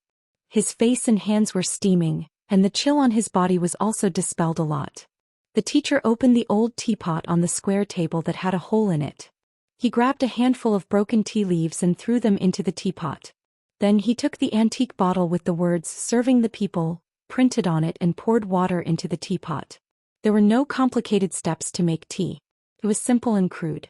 When he felt that the tea leaves tasted good, he poured himself a bowl of tea with a big bowl and blew it gently to drink. Sir, I'm here to apologize to you. Fang Yen, who was kneeling at the door, shouted again. The teacher was expressionless and still pretended not to hear him. He stood at the threshold of the hut and drank his big bowl of tea with relish. Sir, I'll take it that you forgive me if you don't speak, Fang Yen shouted loudly. The teacher still didn't speak. The teacher didn't speak, so Fang Yen didn't get up. He knew that sometimes he could be lively, but there were some things that he had to be serious. For example, now. The teacher didn't speak and Fang Yen didn't speak either. One was standing inside the threshold and the other was kneeling outside. The The teacher lived in the back of the village which faced the back of the mountain. The wild wind was whistling and the snow was buried for thousands of miles. The whole world was a vast expanse of whiteness. Fang Yen became a small dot in this white world. The teacher stood and drank tea while Fang Yen knelt. The teacher sat and listened to music while Fang Yen knelt. Teacher was lying down and sleeping while Fang Yen was kneeling. When the teacher woke up, he washed the rice and washed the pot to cook. He cut the salted fish into 2 pieces and hung one piece on the wall while the other was thrown into the rice pot. He went to the backyard and pulled a bunch of vegetables and a few shallots. He washed them in ice water and boiled them. Fang Yen was still kneeling. The teacher ate the salted fish rice, swallowed a few small vegetables, washed the bowls and chopsticks, brushed the iron pot clean and poured water into the teapot for the morning and drank a bowl of hot tea. Fang Yen was still kneeling. The warm sunshine in the morning disappeared without a trace at noon. The snowflakes that had stopped drifting once again. The snowflakes were soft but the chill was hurtful. Fang Yen knelt in the wind and snow. His hair was messed up by the cold wind and his body was covered in snow. Even his eyebrows were frozen. Fang Yen became a snowman. Just like the snowmen they used to make when they were young, they put on a hat and a scarf to make it look like a real person. Fang Yen was the most vivid snowman because he was a real person. When Fang Yen was kneeling, Swallow Dock was still as quiet as before. However, what was different from before was that many of the courtyard doors were open, and people were standing at the door looking into the distance. The Li family. An old lady in a gray cotton-padded jacket stood at the door and asked, "Is the kid from the Fang family still kneeling?" "He's kneeling." Li Xiaodong stood behind the old lady and replied with a pained expression. "Sigh." The old lady sighed and said to her grandson, "This child has great ambitions. It's inevitable that he will suffer a little." The Yi family. Yi Daowen was stomping around in the study. He pushed open the window and asked the servant who was sweeping the snow outside, "Is Fang Yen still kneeling?" "He's kneeling," the servant replied. Crack. The window was closed again. The servant looked at each other and lowered his head to sweep the floor again. The Fang family. Old Master Fang Hui didn't ask for plum wine today, nor did he ask Fang Yingying and Fang Haohan to play chess with him. He asked someone to push him to the window. He didn't use a mattress to keep warm, nor did he wear the leather hat he used to keep warm. His big bald head was even brighter than the white snow outside. He looked out the window and at the plum trees wrapped in straw in the courtyard. Suddenly he lost his temper and scolded, "Who wrapped it? Who wrapped it? How can there be such an exotic fragrance without experiencing the wind and snow? Tear it down. Tear all the straw for me." Fang Yingying and Fang Haohan didn't dare to refute. They hurriedly ran out to tear down the straw bundles that had been wrapped up this morning. At this moment Fang Hui was full of murderous intent. He didn't look like a paralyzed person, but more like a fierce general who had just come down from the battlefield. Yi Rou pushed open the courtyard door. The old drunkard didn't even look at her and said, "I'm drunk. You can do whatever you want." Then he lay down in the corner of the corridor and slept soundly. Loud snoring could be heard. Yi Rou patted the jar with her palm. The sealed mortar at the mouth of the jar flew out and disappeared. With a kick of her toes, the big jar in front of her flew into the air. The wine jar tilted slightly. As it fell, a stream of spring water poured down. Yi Rou opened her mouth and took a deep breath. Her posture was cool and arrogant. There were also many courtyard doors open, watching from afar. Today in Swallow Dock, everyone's eyes were focused on the young man kneeling in the wind and snow. Fang Yen was already a legend of Swallow Dock. The teacher drank 3 bowls of hot tea in a row. It wasn't until the teapot was empty and the color of the tea became darker and the taste more bitter that the teacher put down the teacup. He shouted to the outside, "Stop acting. Come in." Crack. Fang Yen got up from the snow. Because he hadn't moved for a long time, a thin layer of ice formed on his knees and calves in the snow. With a slight movement, the layer of ice broke with a crisp sound. Crack, crack, crack. This was the sound of all the bones in his body cracking. The stagnant qi and blood and the stiff bones all relaxed and regained their vitality. Fang Yen had the heart of Tai Chi to protect his body so he could keep the bitter cold from invading him. The ice and snow, his body and the heart of Tai Chi became a harmonious whole. The heart of Tai Chi became a bridge of communication between Fang Yen and the ice and snow.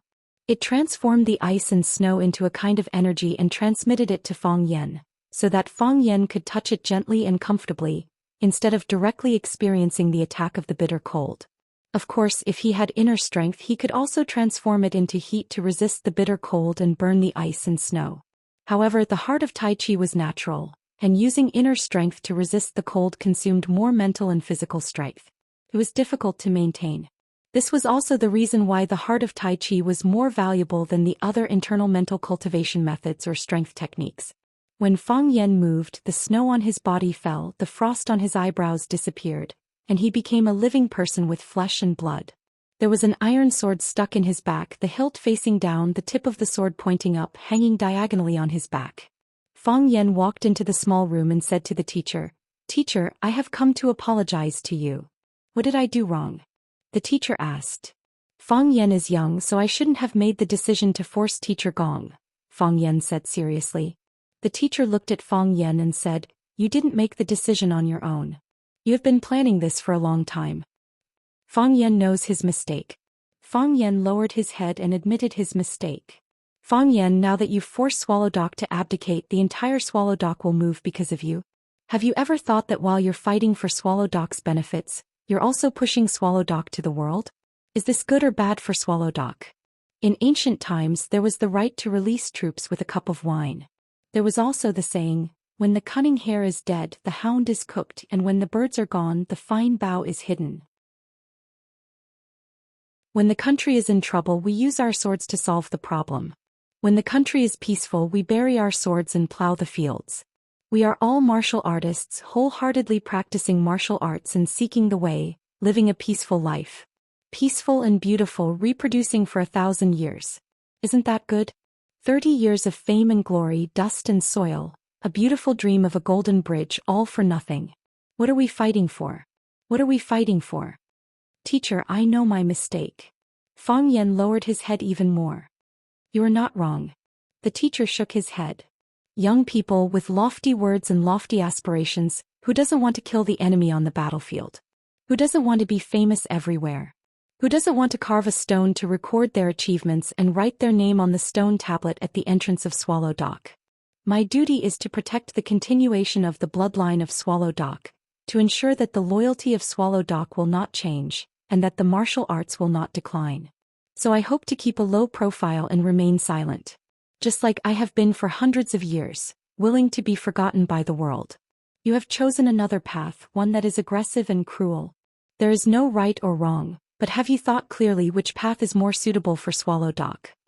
Fang Yan raised his head to look at the teacher and said in a clear voice, "I swear on my life that the loyalty of Swallow Dock will not change, and that the martial arts will not decline. We train hard in martial arts, ponder day and night, just to strengthen our bodies and promote justice. We swear to protect our country with our lives, shed our blood, and those who offend us, Wuxia, will be punished no matter how far away they are. Teacher, the world is changing and so are we. I have never thought about whether this path is right or wrong, I only thought about the right or wrong of this matter. I am not willing to be aggressive, I am even more unwilling to be cruel, I only hope that we will not be bullied. I only have this small ambition." The teacher pondered for a long time, looked at Fang Yan and said, "Since you have already thought it through, why are you apologizing?" "Teacher will always be teacher, Fang Yan's teacher, Swallow Dock's teacher. I have no respect for my elders, I have disobeyed teacher, so naturally I have to apologize," Fang Yan said without changing his expression. "Fang Yan, kneel," the teacher said. Fang Yan obeyed and knelt down. "You have a son, Fang Yan, who has no respect for his elders, and who is audacious and presumptuous. He has disobeyed Mr. and placed Swallow's Dock in a dangerous situation." Mr. stretched out his hand and drew the iron sword from Fang Yan's back. He said, "Severely punish him with 3 strokes as punishment." The teacher held the long sword in his hand, and the blade struck straight at Fang Yan's head. Clang! When the sword came down, it was not Fang Yan's head that was cut in half, but the iron sword, that was broken into 2 pieces. Fang Yan was ashamed and said embarrassedly, "I was afraid that teacher would really kill me in a fit of anger. So, I did something to the sword."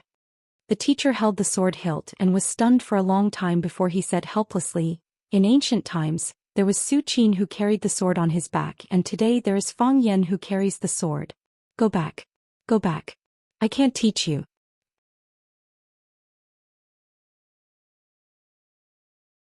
Chapter 392. It's not good to be too smart. Fang Yan took the initiative to bring his friends to force Teacher Gong, which was a serious mistake for Swallow Doc and Teacher Gong.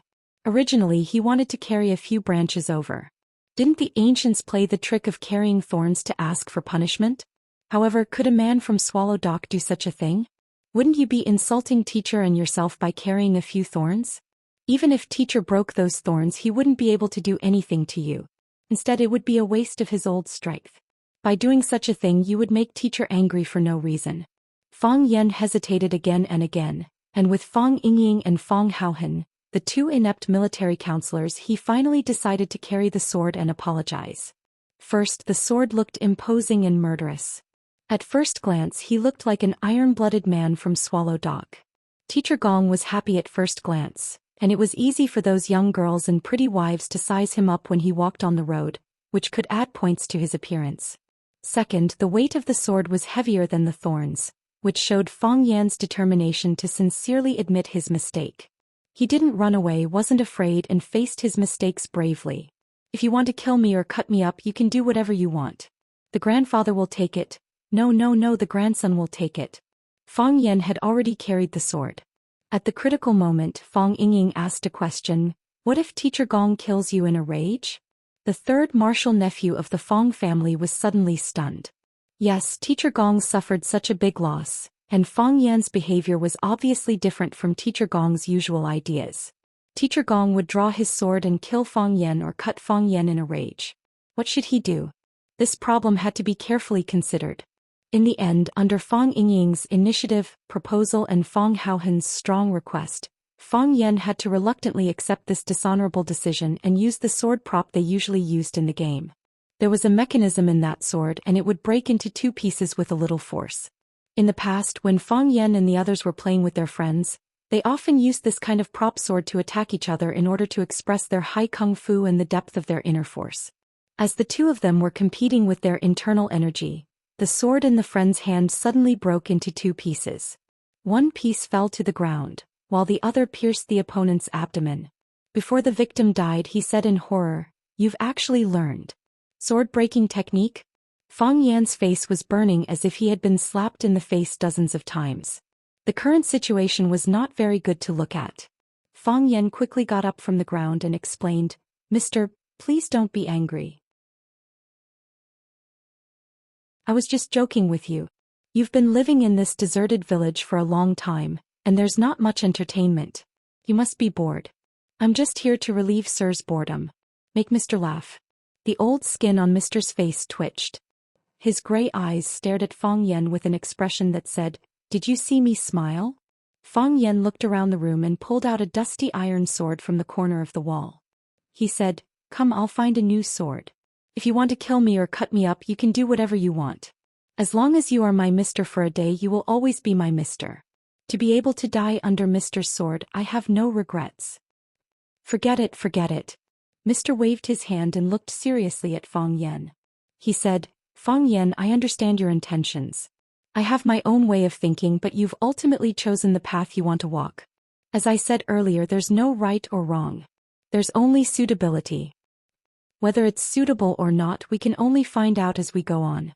You've already led Swallow Dock to take a step forward, so Swallow Dock can no longer retreat. Others won't allow us to retreat either, so we can only move forward. Since you've led Swallow Dock to take the first step, then lead Swallow Dock to continue moving forward. You are duty-bound to fulfill this mission. Mister, I'm not suitable, right? I feel that I'm too careless and have a glib tongue. I can't handle too much pressure and I want to turn and run at the first sign of danger. Why don't you choose someone else? I feel that Bai Xiu is not bad. He's mature and steady, broad-minded, and has outstanding abilities. Most importantly, the men and women of Swallow Dock, old and weak, all admire him and give him a thumbs up whenever he's mentioned. Bai Xiu is much more suitable than me." Mister stared at Fang Yan with a sharp gaze and said, "Fang Yan, put away your cunning thoughts. Do you think I'll think you're useless just because you've provoked me with a lousy sword? Your personality is exactly the same as your grandfather Feng Hui in the past. Temper, no courage. Ability, less responsibility. Your grandfather has been wronged all his life and the second half of his life has been sullen. Can't you as his grandson fight for him? Feng Yan held the dusty iron sword in his hand and sighed softly. Mister, the responsibility is great. I'm afraid I can't bear it. As long as you do your best, who will blame you when the time comes? Mister said heroically and domineeringly. If anyone is dissatisfied, tell him to come and talk to me. See if I don't use the iron sword to break his head. See if I don't use the iron sword to break his head. Only Mister could say this. No one else dared to say it, nor did they have the right to say it.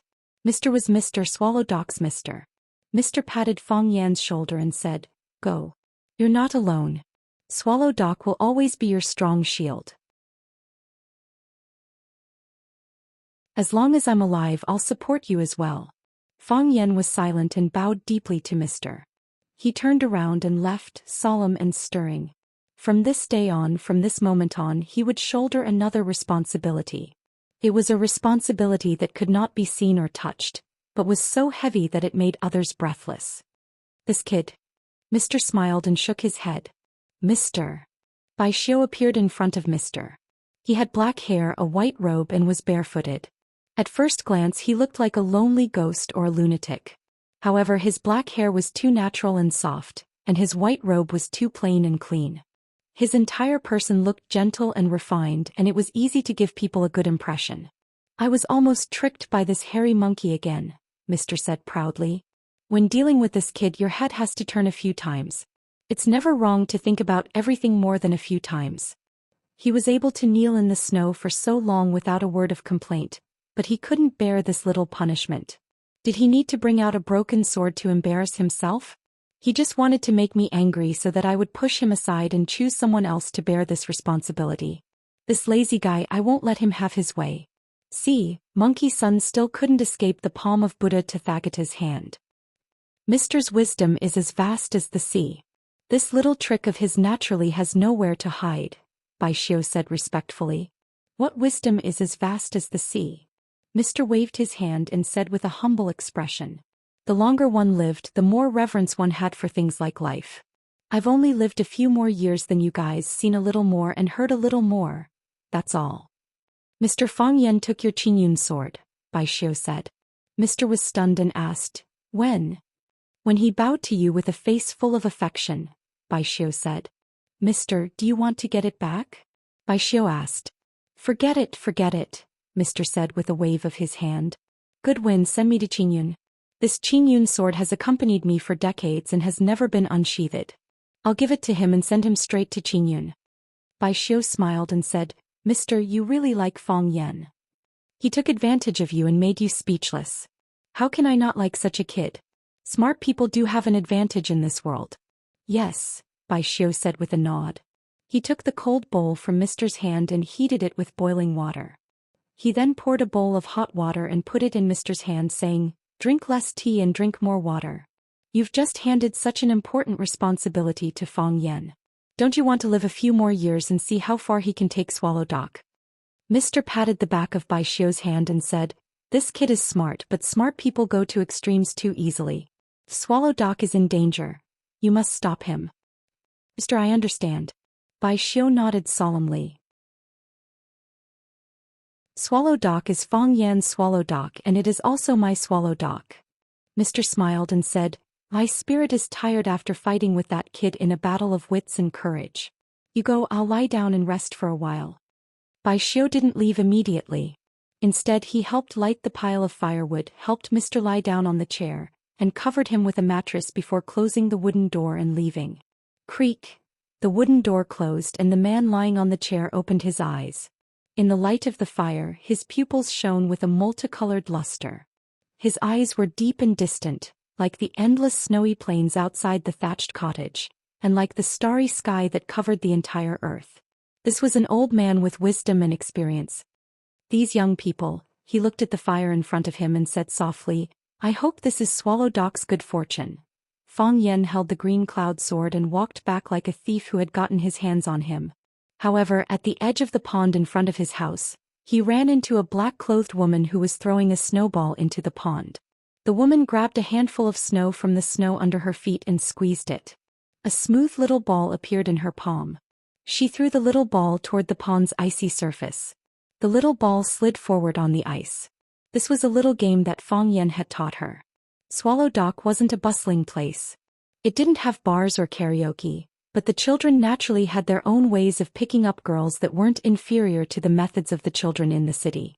Fang Yan looked at her back for a while and felt that it was best not to have any contact with her. Holding his sword, he prepared to sneak past her without making a sound. "Are you pretending not to know me or pretending not to see me?" The woman suddenly turned around and looked at the escaping Fang Yan with a smile.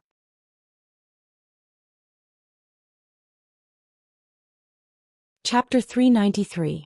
Are you pretending not to know me or pretending not to see me? This question was really difficult to answer. Seeing Fang Yan's bewildered expression, Phoenix threw a snowball at Fang Yan and said, "Take this." But the snowball hit Fang Yan's chest and broke into snowflakes. They fell down and became one with the snow again. Phoenix did not have the joy of hitting the target. She just looked at Fang Yan and asked, "Why don't you dodge?" "Do you want to dodge?" Fang Yan said with a smile. "Didn't you always want to hit me before?" "I really want to hit you, but I know I can't hit you," Phoenix said with a smile. Her smile looked lonely. "I can't hit you, so I always want to hit you. You don't even want to dodge. This is really, how can this game continue? Have you ever played snowball throwing? The greatest joy of this game was not hitting but dodging. One side desperately chased, the other side desperately dodged. The one who chased was hell-bent and the one who dodged was willing. If the one who chased hit every snowball and the one who dodged stood still, this game must be quite boring, right?" "I'm sorry," Fang Yan said. He could feel Phoenix's emotions. He knew that she was very unhappy. He shouldn't have said sorry, or rather he shouldn't have said sorry. But he didn't know what was going on, but he said it so naturally. It was as if he had really done something wrong to Phoenix. Perhaps such a farewell was really hurtful? "Fang Yan, you've changed." Phoenix's hands were in the pockets of her trench coat. She was clearly not in the mood to continue playing with snowballs. Her figure was tall and graceful. Her slightly curly hair was blown by the cool wind and slapped on her face, giving her a poignant charm. Fang Yan looked into Phoenix's eyes and nodded very seriously. He said, "A lot of things have changed." "Yes. A lot of things have changed and a lot of people have changed," Phoenix said softly. "In the past you took things as they came. Apart from the advancement of your cultivation, you didn't care about anything else." Fang Yan smiled and said, "I still care about some other things, but you don't care about those things." "How do you know I don't care? Have you ever cared?" Phoenix smiled and shook her head. "Mind or not, there's no point in talking about this. I heard what happened last night. That was a beautiful win. This is Fang Yan. This is the Fang Yan I know. This is the Fang Yan who always brings surprises." Fang Yan was silent. He didn't know what to say. Perhaps not saying anything was the most appropriate response. "I never thought such a day would come," Phoenix said with a smile. "The two of us stand facing each other, speechless. Don't you think this scene is very awkward?" "Actually, it's all right," Fang Yan said. He also felt very awkward. He had the urge to quickly end this and run away.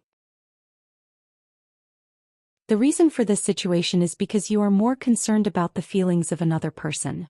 Phoenix was like a caring sister. She explained, "There is nothing to say when you are with your first love because your feelings have changed. You feel a trace of guilt and embarrassment when facing me. No matter how smart you are still a kind person."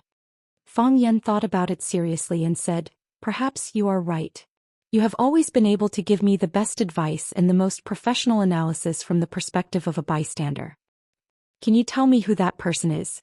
Don't you already know?" "Talking to you is no longer interesting," Phoenix said. She opened her arms and said, "This is the true meaning of farewell, right? Come, let's hug one last time." Fang Yan hesitated. "What? Are you afraid or unwilling?" Phoenix said with some dissatisfaction. "When a girl makes such a request, even if you are 100 times unwilling, you should at least put on a perfunctory act. Do you know that such an expression of yours is very hurtful? Am I so loathsome?" "I am just worried." Fang Yan walked towards Phoenix step by step and said, "The sword in my hand will hurt you." The sword is not out of its sheath, how can it hurt me? Phoenix asked. Then she licked her dry lips and said very seriously, even if I am hurt by your sword, I will not blame you. I am telling the truth. I believe you, Fang Yan said. He held the sword with one hand and walked over to hug Phoenix. The warm and fragrant body entered his arms, but Fang Yan did not feel happy or ambiguous. Instead, he felt that his heart was very blocked and his whole body became heavy. The beautiful girl in his arms was his beauty, the youth of his youth. He wanted to see his favorite movie with her. He wanted to walk through every mountain and river with her. He wanted to see every river with her. They were the eyes he saw when he opened his eyes every morning. They were the sweet dreams he had every night. He wanted to dedicate all of his beauty to her. He wanted to protect her for the rest of her life. At that time she was the most important person to him. Now they said goodbye in such an understated way. Goodbye to the girl, goodbye to his first love, goodbye to the good things, goodbye to a lifetime. The two of them hugged each other tightly. They were reluctant to part, but they were also ruthless and determined. Phoenix was not in a good mood either. She said in a low voice, "Then I wish you good luck." "You too," Fang Yan said. After saying goodbye like this, Fang Yan thought that Phoenix would leave his arms. But Phoenix did not. "I have to leave something to remember," Phoenix said. "What?" Click. The sound of a shutter clicking. Only then did Phoenix let go of Fang Yan. Looking at the camera of her and Fang Yan hugging tightly, she said, "I will send it to the lady and tell her that we have said goodbye. I have become your past tense. You see, I am so considerate of you." Phoenix giggled. "Fang Yan, now you know that I am the best to you, right?" "I know." Fang Yan smiled bitterly. "If you delete it, this feeling will be more profound." "I will not delete it." Phoenix refused Fang Yan's proposal.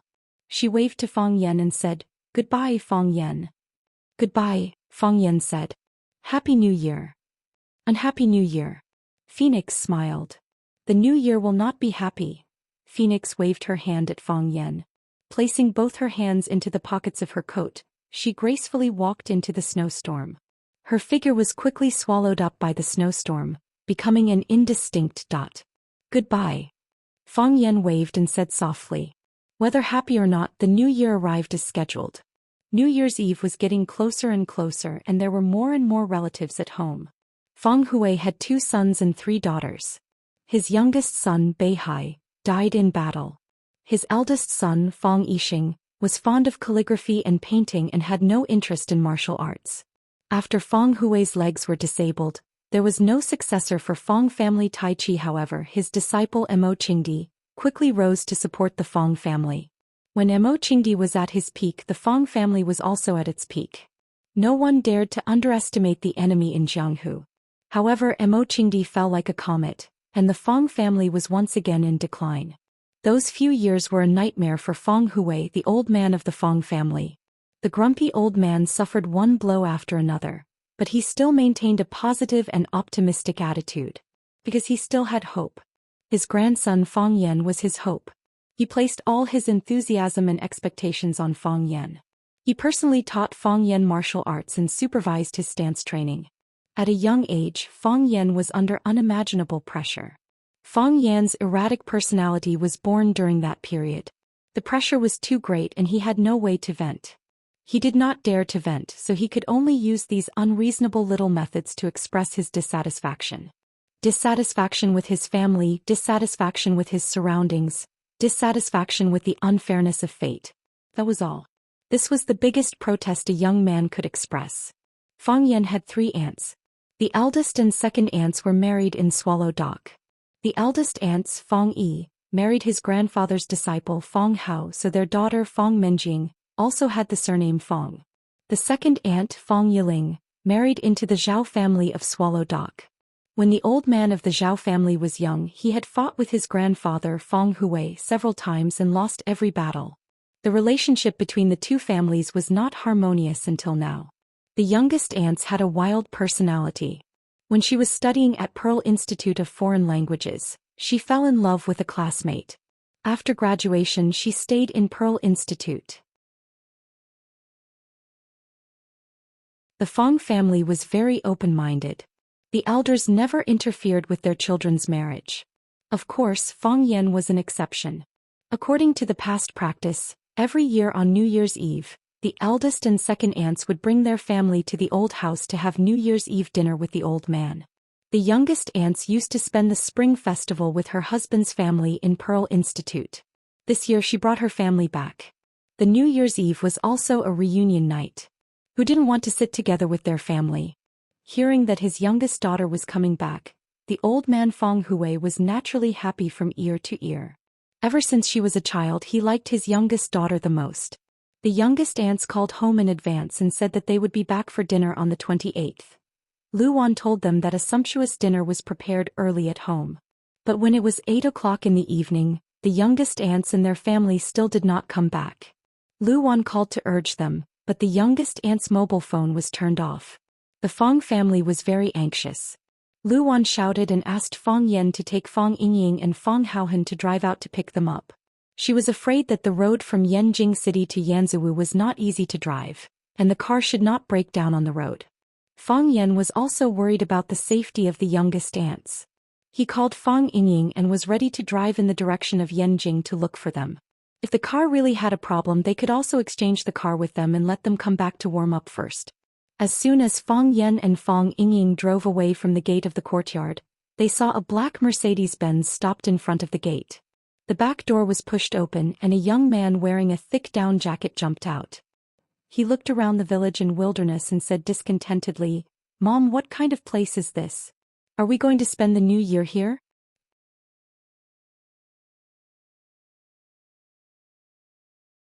Chapter 394. Zhou Mingli was very unhappy.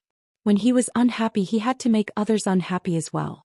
He didn't agree to go back to the countryside for the spring festival. It was dirty, broken, boring and poor. What was there to go? If he had a little bit of expectation for the village life before, after listening to the complaints of his classmates who had experience living in the countryside, that little bit of expectation disappeared without a trace. It turned into deep contempt and disgust. Did you know? They wash their clothes and vegetables in a small ditch at the door. They wash the vegetables downstream and there are children peeing in the water above. I don't even dare to touch the vegetables on the plate when I eat. Whenever I see the vegetables I think of those children peeing in the water. Their toilets are all outside the courtyard. There are no doors. When you are enjoying yourself suddenly someone barges in. Once I was so scared that I almost fell into the Kong bed. Yes, you didn't hear wrong. Their toilets are big Kong beds. The feces inside are piled up together to ferment. There are also maggots that crawl on your shoes. What's wrong with that? The meat they eat may have maggots. They are reluctant to throw away the meat with maggots. They wash the maggots off and then continue to eat. So disgusting. Zhou Mingli didn't want to eat vegetables that were washed with the river water that the children peed on. He didn't want to use the toilet where maggots might crawl on his shoes. He felt disgusted when he thought of the meat with maggots on it. He didn't want to come and neither did his father. However, his mother, Fang Yijing, insisted that she must go back to her hometown for the spring festival this year. She hadn't spent the spring festival in her hometown for many years. His father couldn't hold on any longer and agreed to his mother's request. It was hard for him to survive alone so he had to come back. He felt that since his mother's hometown was next to Yanjing City, how poor could it be? However, the bumpy road the car skidded a few times and almost fell into the ditch. He was filled with fear and disgust for the place he was going to. When he arrived at his destination and saw that he was actually in a primitive village, he felt that the urine-soaked vegetables and maggots in the toilet were waving in front of him. He couldn't suppress the anger in his heart anymore. He didn't dare to vent his anger on his parents, but he dared to say a few undignified words in front of his poor relatives. They could only listen to him sullenly and then apologize to him, saying that the conditions were not good, and that he should forgive them. Wasn't this the style and behavior of a farmer? At least that was what Zhou Mingli thought. It was said that children's words carried no harm, but this brat's words caused the hearts of the smiling relatives to turn cold. A son does not despise his mother for being ugly, and a son does not despise his family for being poor. Swallow Dock could be considered as half of Zhou Mingli's hometown. Being belittled and scolded like this made people feel very uncomfortable. Besides, the people of Swallow Dock were naturally proud. They were suspicious and looked down on everything in the outside world. When the proud people of Swallow's Dock heard Zhou Mingli describe Swallow's Dock as a place where even birds don't shit, some people's faces turned ugly. Lu Wan and First Aunt Fang Yixin stood at the front of the crowd to welcome them. Hearing Zhou Mingli's words, they could not help but stop. When the two of them stopped, the others naturally stopped as well. When the atmosphere was awkward, Fang Yijing walked out from the other side of the car and shouted, "Zhou Mingli, what are you talking about? This was Swallow Dock. Mother's home. I was born and raised here. I think it's pretty good. What are you dissatisfied with?" Zhou Mingli twitched his mouth. Obviously, he did not agree with his mother's point of view. He just did not want to argue with her. The door of the front passenger seat was pushed open. Fang Yijing's husband, Zhou Fan, opened the door and got off. He glanced at his son and said to his wife, "Forget it. The kid was just joking. Don't take it to heart. Zhou Mingli is also a boy. You should save him some face in front of others." Zhou Fan also felt that it was a trivial matter. Moreover, his son was right. Swallow's Dock was a place where even birds don't shit. It was his third or fourth time coming here, but he still could not remember the way. Later, when his wife came back, he used the excuse that he was busy with work to refuse. He really did not want to come to this place. Fang Yijing was angry, but she could not argue with her husband and son in front of her brother and sister-in-law. Their views were deeply rooted. She could not change them in a short time. Zhou Fan stood there and looked at everyone arrogantly. He smiled and said, "Sister-in-law, sorry we came back late." Lu Wan had calmed down. She said, "It's okay. It's good that you are back. Everyone is waiting for you to eat." She turned to look at Zhou Mingli and said, "Is this Zhou Mingli? I hugged him when he was born and I went to drink when he was 1 year old. How did he become so big in the blink of an eye?" "Sister-in-law." Fang Yijing walked over and held Lu Wan's hand. She said, "I'm sorry. Everyone must be anxious, right?" After getting off the plane, Zhou Fan said that since he was in Yanjing, he wanted to visit the leaders. After all, it would be more respectful to visit them before the new year. "My phone ran out of battery again, so I couldn't contact you." "It's okay." Lu Wan smiled and said, "It's good that you are back safely. We were worried that something happened to you on the way, so we were going to ask Fang Yan to drive to find you." Fang Yan parked the car and walked over. He greeted his sister-in-law and said, "Sister-in-law, long time no see." "Fang Yan." Sister-in-law hugged Fang Yan and said, "Your mother just said that Zhou Mingli grew fast. Don't you grow faster? You can get married now, right? Do you have a girlfriend? If you do, you must bring her home for the new year. I will help you." Fang Yan was the only child of the Fang family, so he was very loved by his 3 aunts. Fang Yan had a good relationship with his sister-in-law. His sister-in-law hadn't come back for several years and he hadn't seen her for a long time. His heart was full of joy. "Of course," Fang Yan said with a smile. He then greeted Zhou Fan and said, "Uncle, welcome home." "Yes." Zhou Fan nodded and shook hands with Fang Yixing. He said, "Is the meal ready? I have to have a few drinks with my brother today." Zhou Fan took the initiative to talk to Fang Yixing, but Fang Hao and Zhao Qingxin, who were standing next to Fang Yixing, ignored him. Fang Hao was fine. He was a poor child and was adopted as a disciple by old Master Fang. Later, he fell in love with his master's eldest daughter, Fang Yixin, and married into the Fang family. Zhao Qingxin was a member of the Zhao family in Swallow Dock. The Zhao family not only had a high status in Neijiang, but they also had many industries outside. They were naturally proud people. He took the initiative to greet them, but Zhou Fan ignored him, so he was naturally unhappy. Fang Yixing pulled Zhou Fan into the yard and said, "It's already ready. We have to have a few drinks today. Fang Hao Qingxin, don't think about being lazy. You have to accompany Zhou Fan today. It's rare for him to come back." Numerology. "Come and see your eldest cousin." Fang Yijing pulled Zhou Numerology in front of Fang Yan and said, "This is the cousin Fang Yan I told you about." Fang Yan reached out his hand. Zhou Numerology curled his lips and said, "You don't have to be so old-fashioned. You even have to shake hands." Fang Yijing slapped Zhou Numerology's head and said, "How can you talk to your cousin like that?" Fang Yan waved his hand and said, "It's okay. I'm doing this because of my condition. In fact, I don't like to shake hands with people easily." Hearing what Fang Yan said, Zhou Numerology had a good impression of Fang Yan. He looked at Fang Yan and asked, "My mom said that everyone in your family knows martial arts. Is that true?" "Yes." Fang Yen nodded. Zhou Numerology pointed at a bluestone brick at the door and said, "Can you break it with one palm?" Fang Yen laughed and said, "More or less." "Really?" Zhou Mingli's eyes widened and he said, "Show me how you do it." Fang Yen refused and said, "Why do you have to break the brick? You've been on the road for a day. Go in and eat something. Are you hungry?" "We've already eaten," Zhou Numerology said impatiently. "We ate at Yanjing Hotel.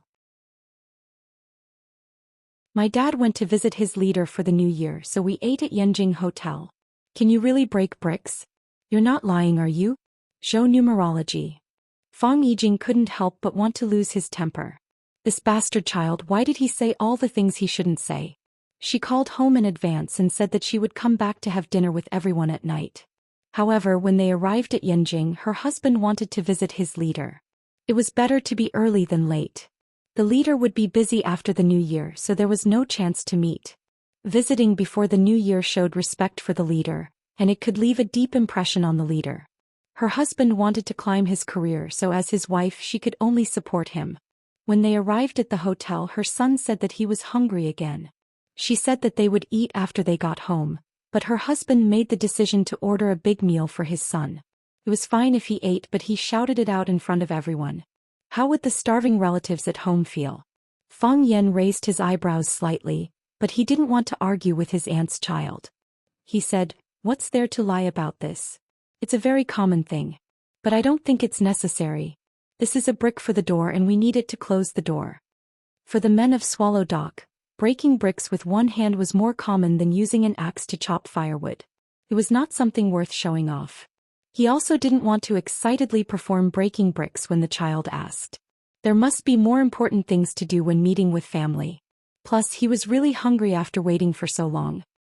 "I didn't say anything wrong," Zhou Numerology said to his mother, dissatisfied.